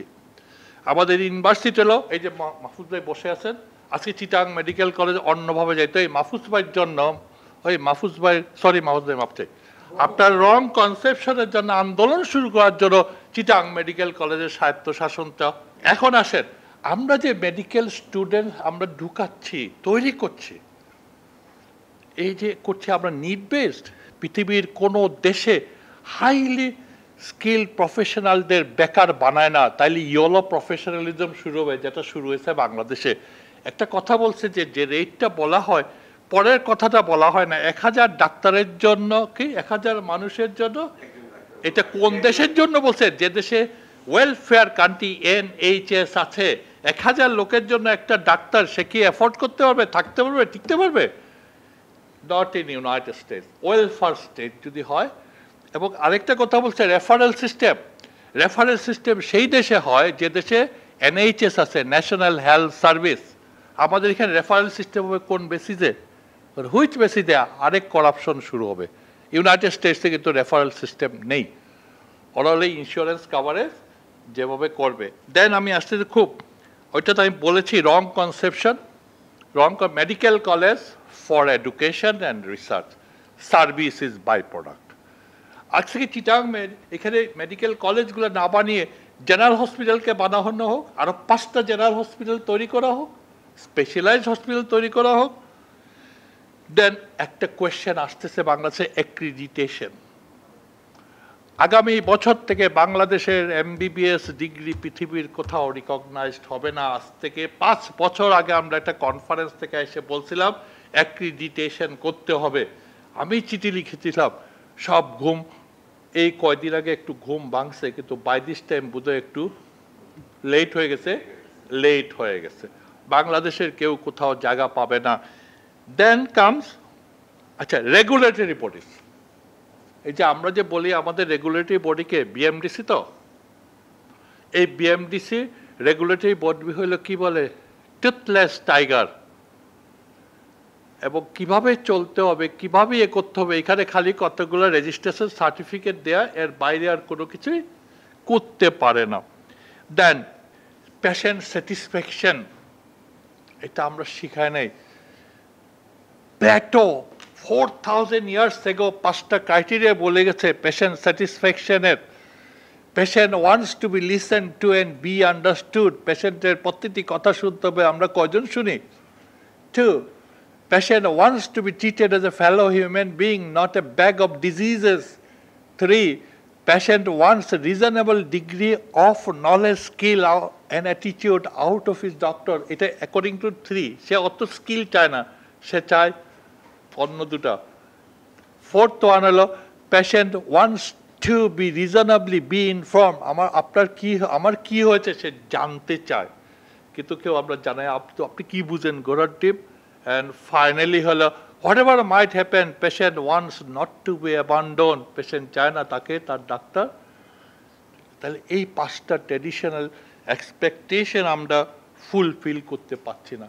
এই প্লেটো তার ওইখানে একটা অবজারভেশন দিয়েছিল, ইন দি সোসাইটি দের আর 2 types of doctor, 2 types of people ছিল ওই সময়, জেন্টলম্যান অ্যান্ড স্লেভ, তাই তো?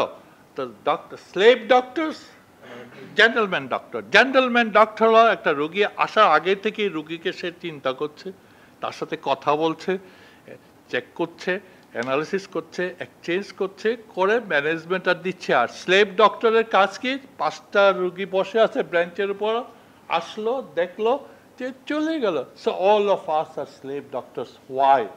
I tell it, slave teachers producing slave doctors for the slave nations by the slave institute. তাহলে আমাদের প্রথম কাজটা কি করতে হবে? The first thing, আমি এখন সংস্কারের পথগুলো বলছি, আমাদের টার্গেট ঠিক করতে হবে, we need to produce 5-star doctor. 5-star doctor, first star হলো কেয়ার প্রোভাইডিং, আমাকে কেয়ার দিতে হবে। 2, ডিসিশন মেকিং, আমি কেয়ার দিতে পারলাম না, আবার এইটা হয়েছে এমন একটা প্রবলেম হচ্ছে আমি পাচ্ছি না, আমাকে প্রপার ডিসিশন দিতে হবে, সেই স্কিল আমার থাকতে হবে। 3rd হলো কমিউনিকেশন, আমার এই কমিউনিকেশনটা ওয়েল। আমাদের একটা পেশেন্ট মারা যাওয়ার পর মনে হয় যেন সমস্ত ডাক্তাররা মনে হয় যেন আসামি হয়ে গেছে রুগীদের সামনে। ওয়াই? আগে আমি কেন কমিউনিকেট করলাম না? আমি স্টাডি করে দেখেছি ম্যাক্সিমাম পেশেন্টের যেগুলো প্রবলেমগুলো হচ্ছে, এই প্রবলেমটা পেশেন্টের ডিজিজ সম্বন্ধে কেউ তাদেরকে বলে নাই, ম্যানেজমেন্ট সম্বন্ধে বলে নাই, প্রবলেম কি হইতে বলে নাই, অ্যাডভান্স ড্রাগ কিচ্ছু বলে নাই, অপারেশন করে দিয়ে চলে গেল। দেন 4, ম্যানেজিং, ম্যানেজ করা শিখতে হবে আমাদের। আমরা ম্যানেজ করা জানি না। ম্যানেজ কখন করতে হবে? ডিমান্ড ভার্সেস সাপ্লাইয়ের মধ্যে যখন টাগ অফ ওয়ার থাকে তখনই ম্যানেজ করতে হবে। এখান থেকে কিছু কেটে এখানে ঢুকাতে হবে, এখান থেকে ম্যানেজিং। হ্যাঁ, আমাদের এখানে যারা কাজ করছে, যে civil surgeons and others, they are doing a lot of managing. And finally dynamic social leadership দিতে হবে। সো আমাদের প্রথম কাজটা কি করতে হবে? একটা ন্যাশনাল বেঞ্চমার্ক ঠিক করতে হবে, ফার্স্ট ওয়ান। 2, মেডিকেল কলেজগুলো এবং মেডিকেল স্কুলগুলোকে সেলফ রেগুলেশন। 3rd, এডিকুয়েসি, সব কিছুতে এডিকুয়েসিতে আনতে হবে। দেন অ্যাক্সেস যেগুলো আছে ঠিক করতে হবে। আমাদের যে নতুন ইয়েতে আসতে হবে যে কমিউনিটি ওরিয়েন্টাল মেডিকেল এডুকেশন। আমরা যখন চিটাং মেডিকেল কলেজে আইভরি টাওয়ারে পড়াশোনা করে আমি যখন গ্রামে যাচ্ছি, আই এম টোটালি ফেল। তাহলে আমার কি করতে হবে? ওইখানে ওই যে বললো যে আমার সাথে কম্পিট করতে হচ্ছে। আমরা কাজ করেছি 10 বছর, চিটাগের কোনো হেন এলাকা রিলেটিভসে বাকি নাই, আমাদের তারা সবাই পার্টনার ছিল। পল্লী চিকিৎসক আমার পার্টনার ছিল, যে কি বলে আর ডিপ্লোমা চিকিৎসক আমার পার্টনার ছিল, সব পার্টনার ছিল। So doctor need to be leader. এদের সবাইকে নিয়ে কি করতে হবে? লিডারশিপ, লিডারশিপে যেতে হবে। ওর সাথে কম্পিটিশনে যাবো কি? ও আমার সাথে কম্পিট করার মতো নাকি? Leadership, if I would be there, এই দেখি তো তুমি এই পেশেন্টটা কি দেখেছ, আচ্ছা তুমি এই জিনিসটাকে এইভাবে দাও, মানুষের কাজ হবে। তুমি একজনকে ওয়ার্মের ওষুধ দিচ্ছ, তুমি একটা কথা লাগাই দাও, তোমার ফ্যামিলির সবাইকে দাও। সো তখনই সে কি হয়ে যাবে? সবাই হবে না, ম্যাক্সিমাম। দেন কাম রোম, এটাকে বলে একটা গেল কমিউনিটি ওরিয়েন্টেড অ্যান্ড সেটা হলো প্রবলেম ওরিয়েন্টেড। রিসার্চ, এখন আমি আসি রিসার্চ প্রসঙ্গটাকে আমি একসাথে নিয়ে আসতে চাচ্ছি। রিসার্চ 2 রকমের হয়, একটা হলো অপারেশনাল রিসার্চ, একটা হলো বেসিক রিসার্চ। অপারেশনাল রিসার্চ খুব সোজা। আমি যে প্রতিদিনের যে কাজটা করছি সেই কাজটাই যদি আমি কি ওর মধ্যে যদি আমি সার্চ করতে চাই তাহলে তো হয়। আমরা কাজ করেছি যে আমাদের যে ডেটাগুলা, যে পেপারগুলো আমাদের তো প্রথমেই ডিসকাস করা হচ্ছে, ডিসকারেজ করা হচ্ছে রিসার্চ না করার জন্য। আমাদের কেউ বলছে কখনো যে আউটডোরের যে স্লিপটা আছে মেডিকেল কলেজ কিংবা সব জায়গায়, এই আউটডোরের স্লিপটাই তো ডিসকারেজিং কোনো কাজ না করার জন্য। Have you ever told? 2 number, আমি এখন সিভিল সার্জনকে আগে ড্র করতেছি, আমাদের কি এতই টাকার অভাব যে এখন খুব নতুন স্টাইল শুরু হয়েছে, medical college as well as এই যে ডিফারেন্ট হেলথ সেন্টার সব জায়গায় এই যে ফর্মগুলো সব ফার্মাসিউটিক্যাল কোম্পানি প্রিন্ট করে দেয়, নিচে থাকে ওদের কতগুলো ওষুধের নাম। Have you ever seen it? তাহলে এটা কেন হচ্ছে? আমাদের কি টাকার অভাব না অন্য কোনো ব্যাপার সেবার আছে? সো রিসার্চটা করতে গেলে আমাদের যে তথ্যের ব্যাপার, এটা খুব কঠিন কাজ না। এটাকে আমাদের এই বেসিস দিয়ে সারা আজকে এই অপারেশনাল রিসার্চ, এক একটা আমেরিকান ক্লিনিক, আমরা যেটাকে ক্লিনিক বলি, ওদের হসপিটাল, প্রাইভেট হসপিটাল, তারা এই অপারেশনাল রিসার্চে 80% কন্ট্রিবিউট করে। এবং অ্যাবাভ অল আমাদের মাইন্ডসেট চেঞ্জ করতে হবে। আমি মনে করি, আমি ছোটকালে পড়তাম চীনের দুঃখ হলো হোয়াংহো নদী, পড়ছে না? এখন আমাদের দুঃখ হইল ব্যুরোক্র্যাটস, লর্ড ম্যাকলের তৈরি সেই ভূতগুলো। লর্ড ম্যাকলে বলে গেছিল যে এই দেশের শিক্ষা ব্যবস্থা এমন হবে so that there should not be more than that of a clerk of writers building এর ক্লার্কের চেয়ে বেশি যেন। তাহলে আমাদের দেশটাকে বাঁচাতে গেলে এখন ভাই ওই থেকে বের করে আনতে হবে। এটাই আমাদের প্রথম দাবি। সব কিছু ঠিক করতে গেলে এই আমলাদের হাত থেকে দেশটাকে, তবে সেটা করতে গেলে আমাদেরও নিজেদের জানতে হবে what we don't know, what we need to know. বাইরে অ্যাপয়েন্টমেন্ট দিয়ে চিকিৎসা দেখা হয় আপনার দেশে, আবার কিন্তু 15 মিনিট বা 20 মিনিট যে নির্ধারিত সময় তার বেশি নিতেও পারবেন না। তার মানে গ্রহীতারও একটা অধিকার আছে আর সেবাদানকারীরও একটা অধিকার আছে। 2-1 জনগণ আনা যেতে পারত। তাদের আকাঙ্ক্ষার উচ্চতাটা কতটুক সাধারণ মানুষ থেকে, তাদের গভীরতা কতটুক চাওয়ার মধ্যে, পরিধিটা কি, জনগণের একটা প্রত্যাশা আপনারা অন্যভাবে নিতে পারবেন। আমরা আরো কাজ করব। শিক্ষা কমিশন হয়েছে রাজনীতি এই দেশের অবিচ্ছেদ্য অংশ। সেটাকে কালকে একজনে বলছিলেন যে আমরা মানে অল অ্যানিম্যাল বিইংস আর বিইং পলিটিশিয়ানস। আমি যেটা বলবো, রাজনীতি সচেতন হওয়া ভালো, কিন্তু রাজনীতি দুষ্ট হওয়াটা তো ভালো না। সিভিল সার্জন স্যার বলেছেন বোধহয় ইউনিভার্সাল হেলথ কাভারেজ। তার আগে আলমাটা ডিক্লারেশনে প্রফেসর মতিন সাইন করে আসছে এই যেটা প্রাইমারি হেলথ ফর অল, সেখানে কিন্তু, এবং প্রফেসর মতিন একটা আমাদেরকে শিক্ষা দিয়েছেন যে WHO যে ব্যুরোক্রেট অর্গানাইজেশনস, তখন আমি পোস্ট গ্রাজুয়েশন করছি, উনি BCPS এর ইমরান সাহেব তখন স্টুডেন্ট হয়তো, উনি বলেছেন যে WHO is a bureaucrat organization. কারণ আমলার কথা এখানে আসবে। ওনার যে 6টা 6 ব্লক বিল্ডিং বিন্যাস, এটা আমি একটু রিপিট করছি আমাদের আলোচনা সুপারিশ সুবিধার জন্য। প্রথমটাই হচ্ছে লিডারশিপ অ্যান্ড গভর্নেন্স।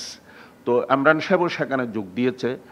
বিলাতে কিন্তু আমার জানা মতো অস্ট্রেলিয়াতে হসপিটাল প্রধান হয়, হসপিটাল ম্যানেজার বলা হয়, বা হসপিটাল মানে CEO, নট নেসেসারি কিডনির ডাক্তার হতে হবে কিংবা লিভারের ডাক্তার হতে হবে। বিলাতে কিন্তু এটা আছে। ডাক্তাররা হতে পারে হিউম্যান রাইটস, তবে তার MBA পাশ করা থাকতে হবে, ফাংশনাল অ্যান্ড ডিগ্রিধারী।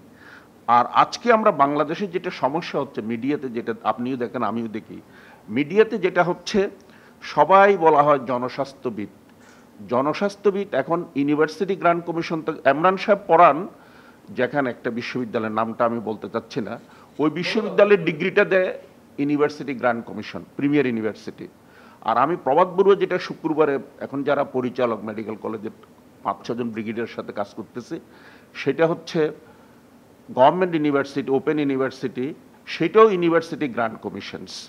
কিন্তু চিটাং মেডিকেল কলেজে যেটা MPS আছে, আমি 2004 সাল থেকে এখন যিনি হেড ওনাকেও আমি তৈরি করেছি, ওনারা হচ্ছে আবার কিন্তু BMDC রিকগনাইজড বঙ্গবন্ধু ইউনিভার্সিটির আন্ডারে। মানে আমাদের সমস্যাটা যেটা উনি কিছুটা বলার জন্য চেষ্টা করেছেন, ওভারল্যাপিং কিংবা আমাদের মধ্যে সমন্বয় জাতীয় ক্ষেত্রে নাই। আমি আবার বলছি, উনি যেখানে গেছেন সেটার কিন্তু স্বাস্থ্য মন্ত্রণালয় ওনাকে কিছুটা মুরব্বী বলেন আর যাই বলেন এফেক্টসে ওনাকে ইয়ে করবেন। আর প্রিমিয়ার ইউনিভার্সিটি যে ওপেন এমপিএইচ খুলেছে সেটা কিন্তু দেখবেন আবার শিক্ষা মন্ত্রণালয়। তা আমি সম্পাদক স্যারের অবগতির জন্য বলছি, জনস্বাস্থ্যবিদ বলে যে আজকে করোনা থেকে যারা কথা বলতেছেন তারা কি ইউজিসির ডিগ্রিধারী না বিএমডিসির ইউডিসির ইউনিভার্সিটি গ্রান্ট কমিশনের স্বীকৃতিপ্রাপ্ত না বিএমডিসির স্বীকৃতিপ্রাপ্ত, না আপনি বলতে পারেন দুইটা সমার্থক। আমি টিচার, আমি কমিউনিটি মেডিসিনে নিজে আজকে দুঃখ প্রকাশ করছি, আমরা 300-400 ঘন্টা সিলেবাস নিয়ে বসে আছি, কিন্তু বিশ্ববিদ্যালয়ে যেটা অ্যাক্রিডিটেশন আমাদের ডিগ্রি রিকগনিশন, আমি বিশ্ববিদ্যালয়ের রেফারেন্সটা একটু দিব যেখান থেকে আমি 18 সালে চলে আসছি, সেখানে পরিষ্কার লেখা আছে প্রায় মানে এটা ওয়ার্ল্ড ব্যাংকের প্রেসক্রিপশন, ছাত্রদেরকে পড়ানো 60% ইউনিভার্সিটি গ্রান্ট কমিশন ওয়ার্ল্ড ব্যাংকের প্রেসক্রিপশন হচ্ছে ফিল্ড লেভেল। বেলর যেটা সিএমসি যেখানে আমরা সবাই যাচ্ছি, সেখানে first day of the first ইয়ারে ওদের আরবান হেলথ সেন্টার আছে, কমিউনিটি হেলথ সেন্টার আছে। প্রথম দিনই তাদেরকে নগর স্বাস্থ্যের মধ্যে নেওয়া হয়। আমাদের সিএইচও চলে গেছেন চিফ হেলথ অফিসার। এখন কিন্তু গ্রামের চেয়ে বেশি সমস্যা সঞ্চালক মহোদয় শহরে, কারণ ফ্লোটিং লোক বেশি অ্যান্ড দারিদ্র্যসীমা বেশি হচ্ছে শহরে, এবং নানা কারণে শহরের লোক অনেক দুঃখ কষ্টে আছে। তার মানে নগর স্বাস্থ্য জোরদার করানো অত্যন্ত জরুরি। এখন এখানে কোনো অবকাঠামো নাই। প্রাইমারি হেলথ কেয়ার সেন্টারগুলো উনি যে বললেন 41টা ওয়ার্ডে, আজকে সকালেও আমি কথা বলেছি, 10টা মাত্র এডিবি ফান্ডেড আছে, এগুলো রেগুলার হয় নাই উনি বলেছেন, এবং সেখানে মাত্র 10টা ওয়ার্ডে হেলথ প্রমোটার আছে। কিন্তু আগে ব্রিটিশ আমল পাকিস্তান আমল থেকে প্রত্যেকটা নগরেই আপনার স্যানিটারি ইন্সপেক্টর ছিল, তারা অবশ্য ওয়াটার, ফুড হাইজিন এবং কসাইখানা যেটা দেখতো স্লাটার হাউস, এগুলো খুব সিরিয়াস কথাবার্তা।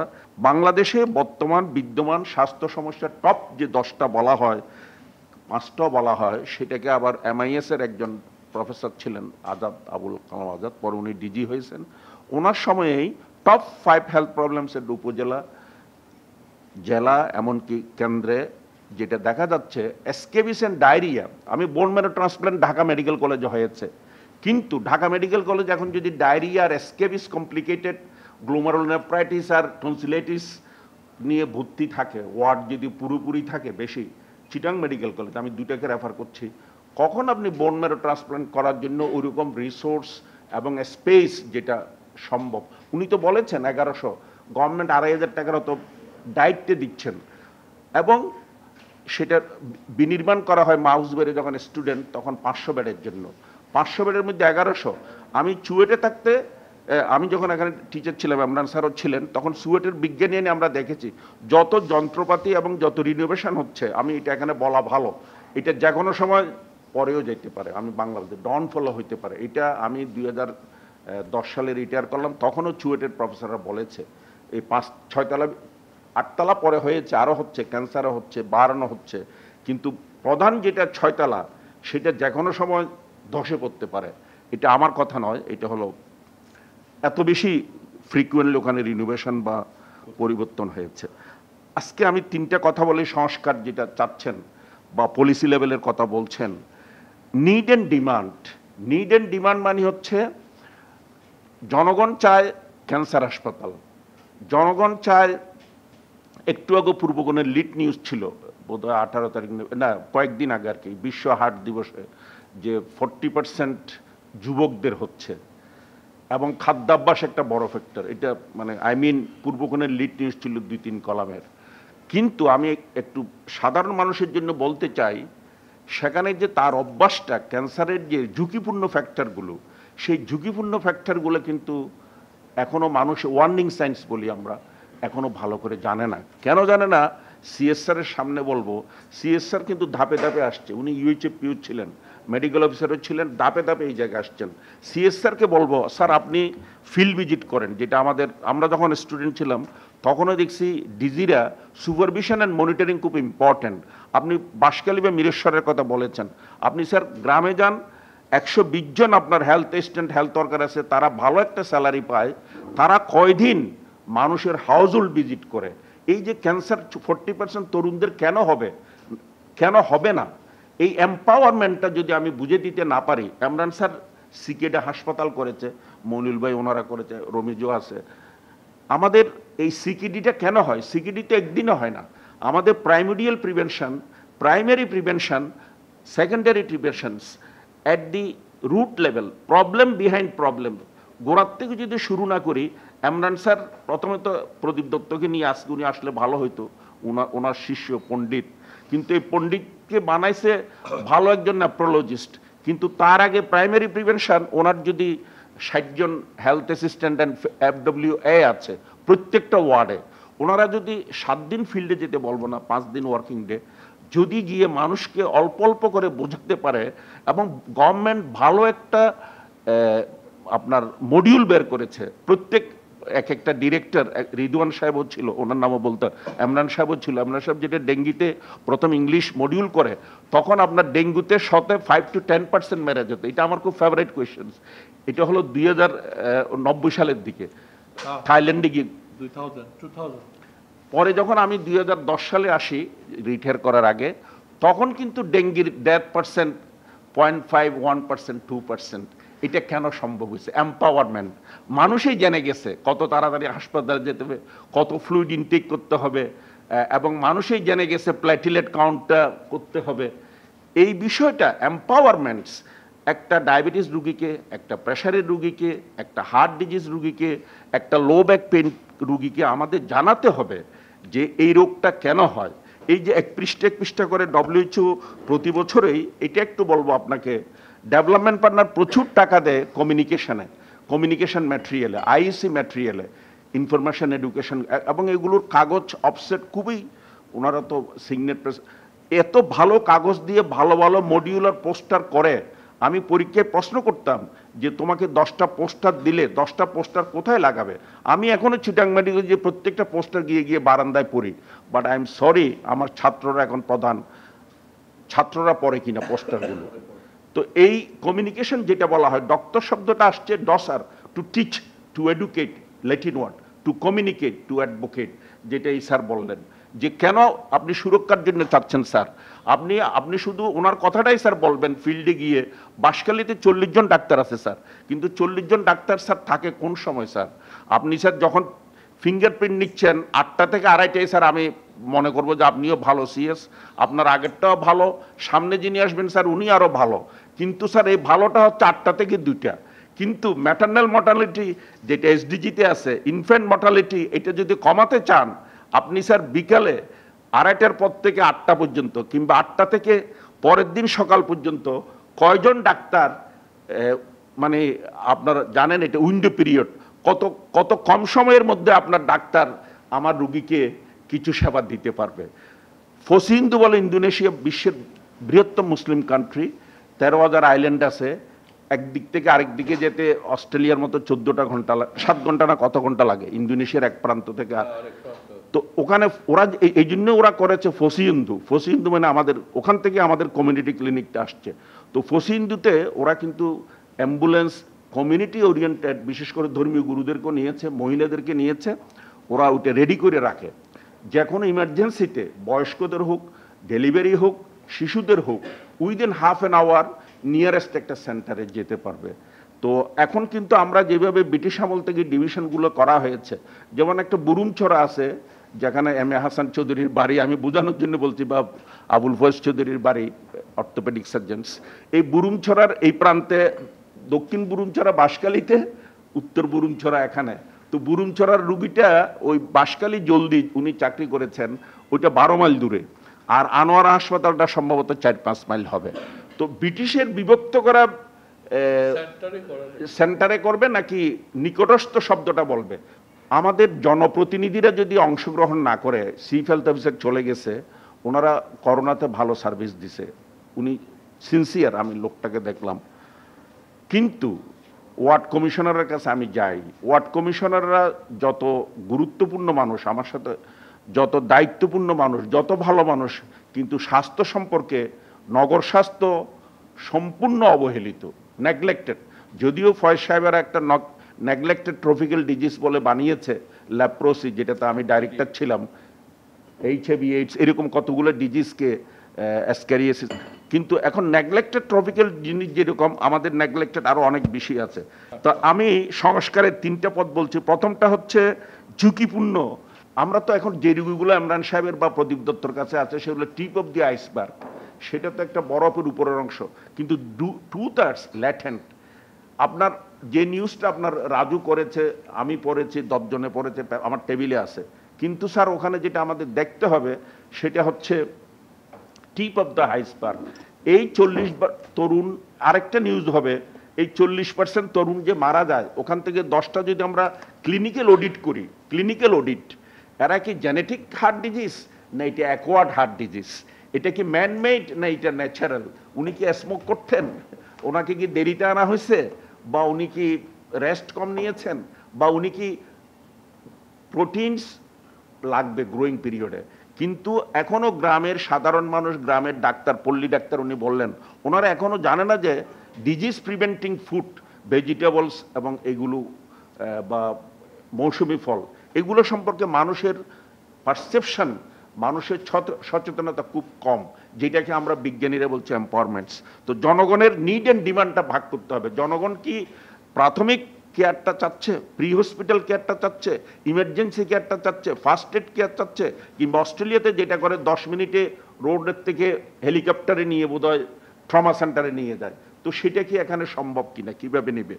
সরকারের বেলায় আসি, যত মেগা প্রজেক্ট নিয়েছে, আমি এক জায়গায় পেলাম 0.5% বাজেট, আমাদের সিএস মহোদয় বলেছেন বাজেট বাড়াইতে, এক জায়গায় পেলাম 5%, এক জায়গায় পেলাম 3%, ওয়েবসাইটের মধ্যে ভুল আছে। আমাদের বাজেট আলটিমেটলি আইটেম অ্যানালাইসিস করতে হবে। মেগা মেগা আপনি হাসপাতাল বানাবেন, ক্যান্সার হাসপাতাল, অনেক বড় প্রজেক্ট, এটা কয়েক মানে অ্যামাউন্টটা আমি বলতে চাচ্ছি না। তো বার্ন ইনস্টিটিউটও বড় প্রজেক্ট, এরকম আরও বড় বড় প্রজেক্ট বানাবেন, লিভারের জন্য বানাবেন, কিডনির জন্য বানাবেন, কিন্তু সাধারণ মানুষ জন্য যে বাজেটটা, বেসিক হেলথ কেয়ার বা প্রাইমারি হেলথ কেয়ার কিংবা জেনারেল ফিজিশিয়ান আপনার দেশে যেটা করা হয়, এবং জেনারেল ফিজিশিয়ান যে একজন এক্সপার্ট, যেটা উনি এই কথাটা 2 দিন বলেছেন, MBBS ডাক্তার, আমরা কষ্ট করে পড়েছি, কষ্ট করে ট্রেনিং নিয়েছি, কষ্ট করে প্র্যাকটিস করতেছি, তার মানে ওনাদেরকে মূল্যায়ন করা হোক। কোনো না কোনো ডিজিজ, কোনো না আঞ্চলিক হলো, প্রাতিষ্ঠানিক হলো, আপনার রেফারেল সিস্টেমটা ইমরান স্যার ওটাকে NH-কে থাকতে হবে বলেছেন। ইমরান স্যারের সাথে আমি আর্গুমেন্টে পারি না। উনি বলে যে মেডিসিনের লোকে লিডার হইতে হবে, উনি এবং উনি বলে যে চিটাং মেডিকেল কলেজের লোকে BC হইতে হবে, টু অ্যান্ড ফ্রো দিতে হবে। আমি বিনয় পাল, আমার প্রিয় ছাত্র, অত্যন্ত ভালো ছেলে, সে এখন 10টা উপাদান লিখে দিছে টাইপ করে। আমি পরে এত খুশি হয়েছি, এই 10টা উপাদান প্রভাত চন্দ্র বড়ুয়া বাঁশখালীতে 20 বছর ধরে বলতেছে, যে আস্তে আস্তে খান, চিবাইয়া খান, দাঁত আছে কিনা দেখে। আর গ্যাস্ট্রিকের ওষুধ, রেশনাল ড্রাগ অফ ইউজ, 3 মাসের বেশি গ্যাস্ট্রিকের ওষুধ আলসার থাকলে খাবে, বলে যে 2 বছর খাই। আপনার ওরাল পিল বাঁশখালীতে একজন বলসুরি থেকে সেদিন আসছে, 19 বছর উনি পিল খাচ্ছে, 19 বছর, এর আগে 9 বছর 10 বছর পেয়েছে। এবং সেটা যে একটা বিরতির জন্য 2-3 বছর খাওয়া যায়, এই কথাটা বাঁশখালীর লোকেরা, মহিলারা বুঝেছে কিনা খোদা জানে। আর বাঁশখালীর বোরকা পরা মহিলা আজকে আসার কথা, আমি কালকে পাবো, তো ওনারা জানেন। আমরা বুঝাতে পারি নাই যে পিলটা কখন কতদিন খাবেন। বেসিক্যালি মেয়েদের যে অনেকগুলো মানে প্রবলেম নিয়ে আসে, আপনাদের মতো অনেক ভালো ভালো ডাক্তাররা ভালো ভালো প্রেসক্রিপশন দিচ্ছেন, কিন্তু আমি আবার হিস্ট্রি নিই, যে হিস্ট্রিটা আমি ইন্ডিয়া থেকেও শিখছি, এবং নুরুল ইসলাম স্যারের কাছে মানে জানে 60% diseases are being diagnosed by taking appropriate history. Talukdar স্যারও বলা হয়। আজকে টিবির কথা আসছে, 10টা 5 প্রবলেমের মধ্যে টিবির মধ্যে পালমোনারি টিবি সমস্যা না, কিন্তু এখন extra pulmonary TB, spine TB, childhood TB, বাচ্চাদের টিবি বিগ প্রবলেম। এই জন্য আমাদেরকে আরেকটু বেশি মানে মানুষের কাছে সময় দিতে হবে। আজকে আমরা যেই জায়গায় মুখোমুখি হচ্ছে ডাক্তার, আপনি বলেছেন সুরক্ষা, আপনার সাথে সহমত। আপনি স্যার এইটা করেন, আপনি আগে যেহেতু সরকারের প্রতিনিধি, আপনি ইনুস্বরের প্রতিনিধি, আপনি আপনার পেশেন্টের কি অধিকার আছে, এটা চিটাং মেডিকেলের নিচে আমি দেখতাম ঢুকতে, ব্যাংকের আগে ওই লিফটের ওখানে যেখানে পত্রিকা বিক্রি করে, এখন এটা নাই। তো আপনি ওখানেও স্ট্যান্ড ডাইরেক্টর ছিলেন অনেকদিন, 3 বছর। আপনি স্যার এখন করেন, আপনি রুগীর অধিকারটা আগে দেন, ওটা দেওয়ার পরে স্যার যদি এটা ইমপ্লয়েড হয়, রুগী যদি সেবা পায়, তখন স্যার করেসপন্ডিংলি আমাকে BMA মারবে কিনা আমি জানি না, আমি কবরীর সাথে আর্গুমেন্ট করেছি, কেয়ারটেকার গভর্নমেন্ট কবরী যখন মানে বদনাম ইয়ে করতেছে বিএমএ বা ডাক্তারদের, মানে আমরা যে পার্টি করি এই জন্য বলতেছে, তখন পূর্ব ইয়ে ছিলেন ওই মিটিংয়ে এই ইত্তেফাকের নাম করা পাতলা করে সাংবাদিক উনিও ছিলেন, তো এই মানে নাম করা রাহাত খান আছে, কবরী আছে, আমি আছি, তো কবরী সরোয়ারকে আমি শ্রদ্ধা করি এবং ওনার পারলৌকিক শান্তিও কামনা করি। উনি হঠাৎ করে বলে ফেলছেন যে ডাক্তাররা পলিটিক্স করে, ডাক্তাররা ইয়ে করে, কি এইরকম একটা কথা বলেছেন। আমি তখন caretaker government, major general Matiur Rahman adviser, আমি সাথে সাথে প্রটেস্ট করেছি। বলছি এই জন্যই আমি ডাক্তারদের স্বার্থ দেখব, রুগীর স্বার্থ দেখব। এই দেখার মধ্যে স্যার যদি ভারসাম্য না থাকে, বৈষম্য থাকে, তাহলেই স্যার সমস্যা। আচ্ছা, পরিসংখ্যান দিয়ে কোনো আমি কথা বলে, হ্যাঁ ইমরান আমাকে অনেক আগে থেকে সিগন্যাল দিচ্ছে, আর দুই একটা পয়েন্ট অসংক্রামক ব্যাধির মধ্যে আমি বলতে চাই, মানবসৃষ্ট যেমন আছে intentional and unintentional death. Intentional যেটার মধ্যে আছে পড়ে যাওয়া, পুড়ে যাওয়া, কেটে যাওয়া, সড়ক দুর্ঘটনা, 25% আন্ডার 5 চিলড্রেনের মধ্যে 1 in 4 পানিতে ডুবে মারা যায় বাংলাদেশে। অ্যানিম্যাল বাইট, এটা মেডিকেল কলেজে কিছু কাজ হচ্ছে। Violence against women, violence against উমেনের জন্য যিনি প্রাক্তন প্রধানমন্ত্রী খালেদা জিয়া, তিনি বেজিংও গিয়েছেন, কায়রো কনফারেন্সে গিয়েছেন। এই যেহেতু বাংলাদেশ একটু ধর্মীয় ইয়ে ছিল, সেই জন্য ওনাকে ইচ্ছে করে দুই জায়গায় ওনার প্রতিনিধি ছিল আইসিবিডি। আমরা 2 সপ্তাহ মা ও শিশু স্বাস্থ্যের উপরে কাজ করেছি। নুরুন নবী স্যার তখন ডিজি ছিলেন এবং যেখানে চিফ অ্যাডভাইজারের অফিস সেখানে। এটা অত্যন্ত গুরুত্বপূর্ণ, ভায়োলেন্স এগেইনস্ট উমেন এবং ক্রনিক ডিজিজের মধ্যে বিদ্যুৎ স্পৃষ্ট একটা এখন বড় সমস্যা, এবং অন্যান্য আরও অনেক সমস্যা আছে, বিশেষ করে কারখানায় বিস্ফোরণ, চিটাগাঙে যেটা সীতাকুণ্ড জাহাজ ভাঙে যেগুলো আছে, এগুলোর জন্য আমাদের একটু প্রাক প্রস্তুতি থাকতে হবে। নগর শহর প্রযুক্তি সুশাসন ভঙ্গুর। সুশাসন আপনি 2টা শব্দ বলেছেন, আমার ভালো লেগেছে। ফেয়ার শব্দটা আপনি বলেছেন। এই সততাটা, আমি 2টা প্রতিষ্ঠানে কাজ করেছি, বাংলাদেশ সরকার ডিরেক্টর ছিলাম, তখন ভালো একটা বাজেট, 2 নম্বর হাইয়েস্ট বাজেট ছিল কেয়ারটেকার গভর্নমেন্টের সাথে 1.5 বছর, আর 1.5 বছর পলিটিক্যাল গভর্নমেন্টস। আমি সততা দিয়ে ওখান থেকে রেহাই পেয়েছি। বিশ্ববিদ্যালয়ে আমি 4 বছর ছিলাম, আমি সততা দিয়ে রেহাই পেয়েছি। আমার অনেক দৈন্যতা ছিল, আমার অনেক অনুপযুক্ততা ছিল, আমি এগুলো স্বীকার করব। কিন্তু বাংলাদেশে স্বজনপ্রীতি, দুর্নীতিটা সবাই জানি আমরা, দুর্নীতির আগে একটা শব্দ স্বজনপ্রীতি, আঞ্চলিকতা, এগুলো যদি দূর করতে পারি আমাদের অনেক লাভ হবে। ইমরান সাহেব যেটা অপারেশন রিসার্চ এখন মনে পড়েছে, ইমরান সাহেবের শিষ্যরা, ছাত্ররা, ইমরান ফয়েজ রিদওয়ানের শিষ্যরা চিটাং মেডিকেল কলেজে, মাও শিশুতে, মেরিনে, ইসলামিক ইন্টারমিডিয়েট কলেজ যেটি ইন্টারন্যাশনাল, সেখানে বেশ কয়েকটি ইন্টারন্যাশনাল কনফারেন্স করেছে, যেহেতু এটা চট্টগ্রামকে নিয়ে। আমি সম্পাদক মহোদয়ের অবগতির জন্য বলছি, এগুলোর ভালো প্রেজেন্টেশন হয়েছে, বিদেশিরাও আসছে, দেশিরাও আসছে। আমি প্রভাত বড়ুয়া 3-4টাতে ছিলাম। এটার স্যার দেখতে হবে, আপনি গণমাধ্যমের প্রতিনিধি হিসেবে, policy implication of the research. আমি স্যার 2টা কথা বলবো, একটা হচ্ছে পলিসি ইমপ্লিকেশনস। আমি রিসার্চটা করে সাধারণ মানুষের, যে বস্তিবাসীকে নিয়ে করলাম, কিডনি রুগী করলাম, আমি ড্রাগ রেজিস্ট্যান্ট টিবির উপরে করলাম, কিন্তু লাভ কি? পলিসিটার ইমপ্লিকেশন, সেটা সিভিল সার্জন মহোদয়, ডাইরেক্টর মহোদয়, ইউএইচএফপি মহোদয়, সেটা তার কোনো বাস্তব কাজে লাগবে কিনা, লাগাবে কিনা। ওখানে বড় বড় মন্ত্রী বা ইয়েরা অতিথিরা আসেন, কিন্তু সেটা it should be implemented right. Last কথা, ড্রাগেরটা যদি আমি না বলি, চট্টগ্রামে এতগুলা ড্রাগ দোকান আছে, তার পাশে আপনার ওই সকালবেলা নান রুটি বানায়, বড় একটা আগুন আর কি। আমি দেখে দেখে এত লজ্জা পাই। সিএসআর, এটা আপনার সরাসরি নয়, সিটিটা দেখার জন্য ড্রাগের, আর মিনিস্ট্রিতে মাথাবাড়ি প্রশাসন যে একটা শব্দ আমরা শুনেছি, এখন ড্রাগ কন্ট্রোলের জন্য আলাদা ডিরেক্টর জেনারেল, উনি সাধারণত সেনাবাহিনী থেকে আসেন। নিউট্রিশনের জন্য আলাদা একজন প্রফেসর, উনিও আমলা আসেন। নার্সিং একসময় হেলথে ছিল, নার্সিংয়ের মিডওয়াইফারি কাউন্সিল করেছে স্ট্যাটিউটরি বডি, ইমরান সাহেব বলেছে, সেটাও আলাদা একটা আমলা ওখানে প্রতিনিধিত্ব করেন। নার্সিংয়ের মিডওয়াইফারির বস হচ্ছে এখন একজন আমলা। হেলথের মধ্যে মাঝে মাঝে ঢুকতে চান, যেমন হেলথ ইকোনমিক্স, যেটা স্বাস্থ্য অর্থনীতি, কস্ট সহজলভ্য, সেটারও প্রধান হচ্ছে একজন এডিশনাল সেক্রেটারি বা জয়েন্ট সেক্রেটারি, একজন আমলা।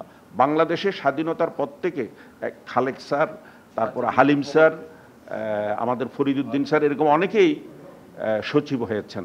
ডাক্তাররা যে সচিব হতে পারে এই পারসেপশনটা, ডাক্তাররা রাষ্ট্রদূত হতে পেরেছেন, রাষ্ট্রদূতও ভালো পোস্ট, রাষ্ট্রদূত হতে পারলে সচিব হতে পারবে না কেন? আমাদের হবে যে এখানে আমরা যারা আছি ইনক্লুডিং এমরান, তুমি যদি কোনো কারণে মিরেশ্বরে যায় হঠাৎ করে হার্ট অ্যাটাক হয়ে তুমি মারা যাবে, মন্ত্রী মারা যাবে, সবাই মারা যাবে, তাহলে কেমন স্বাস্থ্য ব্যবস্থা এটা? নিউজিল্যান্ডে এরকম মারা যায় নাকি হঠাৎ?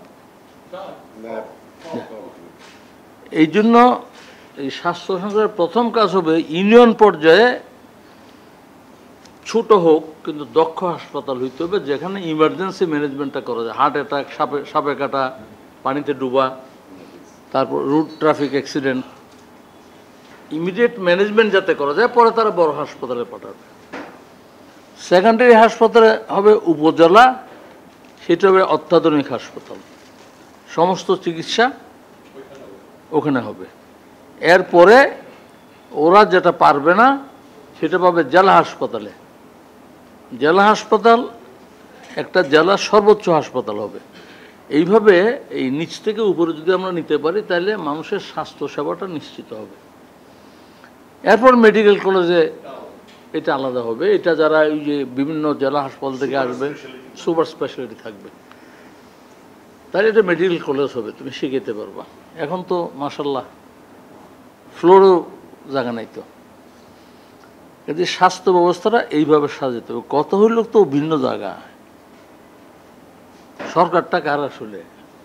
সরকারটা হলো লম্পট পুঁজিপতি যারা আছে, সরকারি জায়গা দখল করবে, 1 একর দখল করে আর 10 একরের বিল নিয়ে ব্যাংক থেকে টাকা নিয়ে পালাই যাবে। রাষ্ট্র তো এদের হাতে, আর তাদের সহযোগী কারা?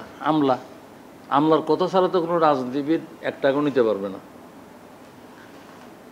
কাজেই আমরা ওই সংস্কার করতে হলে ওটা রাষ্ট্র সংস্কার ব্যাপার।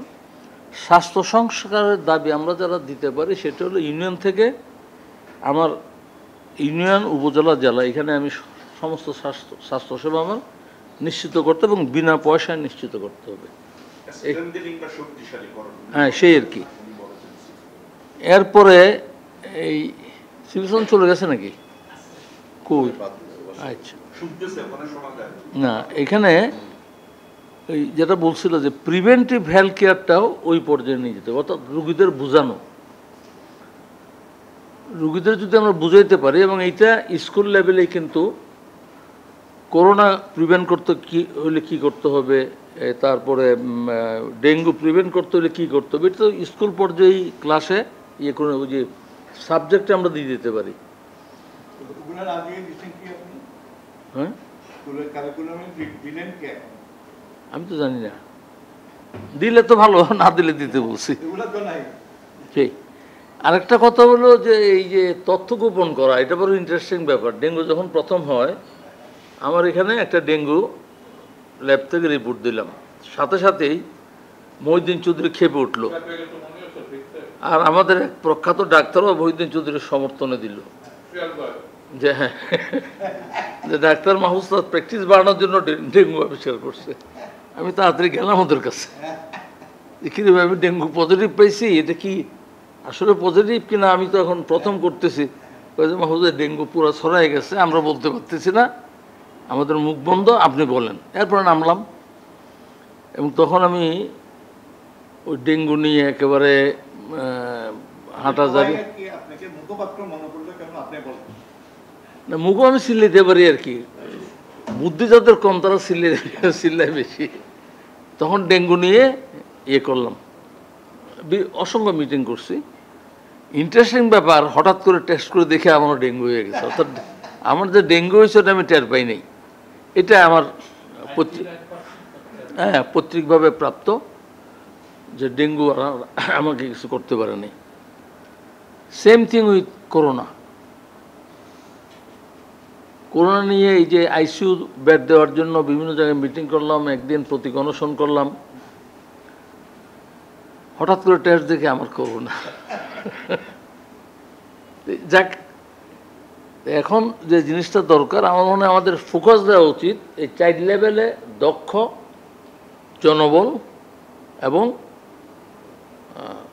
উন্নত মানের সেট আপ করতে হবে। ইউনিয়ন অন্তত তারা এটা ম্যানেজ করুক। একটা ইম্পর্টেন্ট সংস্কার হওয়া উচিত।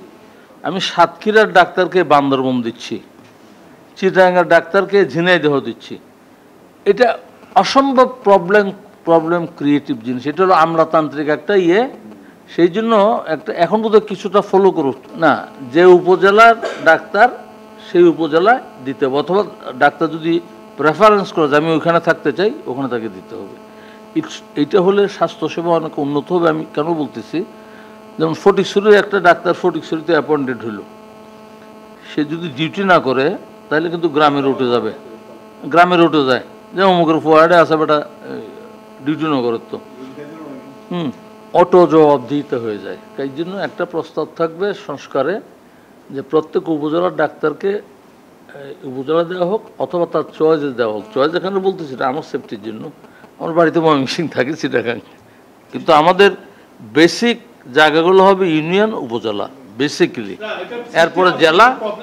উপজেলা যে প্যাথোলজিগুলো দেওয়া হয় ওদের কি বেসিক ট্রেনিং আছে কিনা, কারণ এমবিবিএস প্যাথোলজি রান করতে পারে না। আমাদের সময় নিয়ম ছিল 3 বছর মেডিকেল কলেজ হাসপাতালে প্যাথোলজির ডিপার্টমেন্টে থাকতে হবে, অথবা 2 বছর লেকচারার হিসাবে থাকতে হবে। এটা ছিল প্যাথোলজিস্ট হওয়ার। আর যারা পোস্ট গ্রাজুয়েট ডিগ্রি আছে তারা তো আছেই। সিভিল সার্জনের নোটে বলতেছি যে আমাদের ইনভেস্টিগেশন সাইটটা এটা আমরা বেসিক্যালি টাউটর নিই কেন, চট্টগ্রাম কালুরঘাটের পরে কোনো প্যাথোলজিস্ট যায় না, কিন্তু এদিকে পাহাড়তলির পরে আপ টু করারহাট কোনো প্যাথোলজিস্ট যায় না, মিরেশ্বরে পর্যন্ত কোনো প্যাথোলজিস্ট যায় না। ল্যাবগুলো চলে কেমনে? খুব বেসিক কোশ্চেন।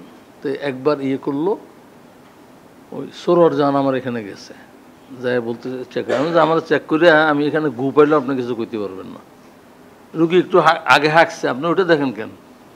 এক জায়গায় কি আপনারা ফাইন করছেন, ডিসি স্লাইড ট্রেনিং করলে নিচে লাল থাকবে না, ওইটা থেকে ম্যাজিস্ট্রেট ফাইন করে আসছে।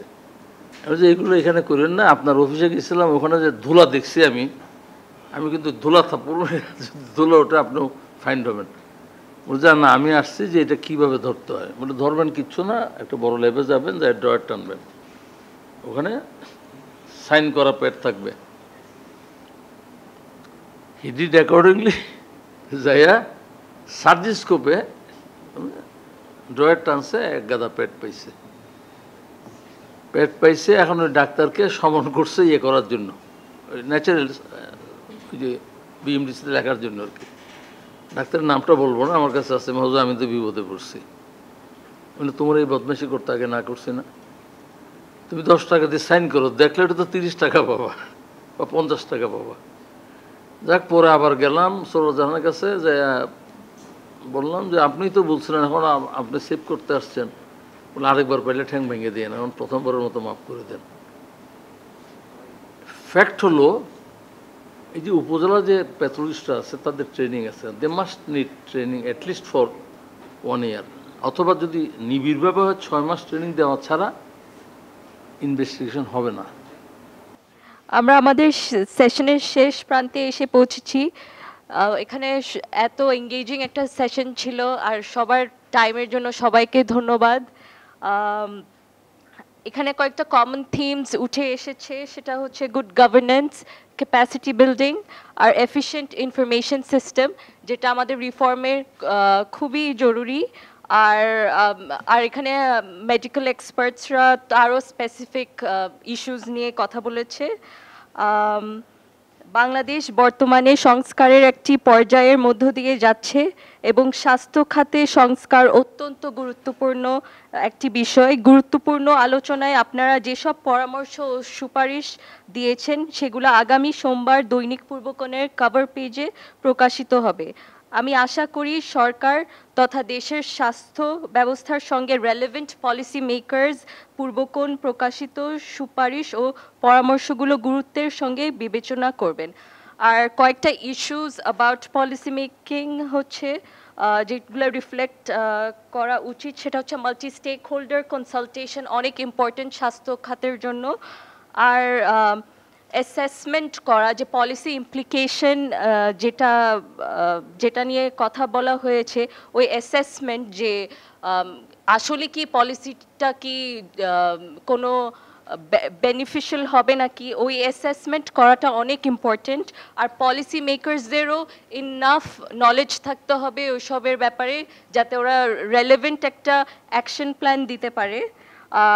আগামীতে আলোচ্য সুপারিশ প্রতিফলন আমরা দেখতে পাবো, সে প্রত্যাশা রাখছি। পূর্বকোণ সবসময় সংস্কারের জন্য সংলাপের সুযোগ তৈরি করতে পাশে থাকবেন। সকলকে আবারও ধন্যবাদ এই দিয়ে আমাদের সেশনটা শেষ করছি। Thank you everybody.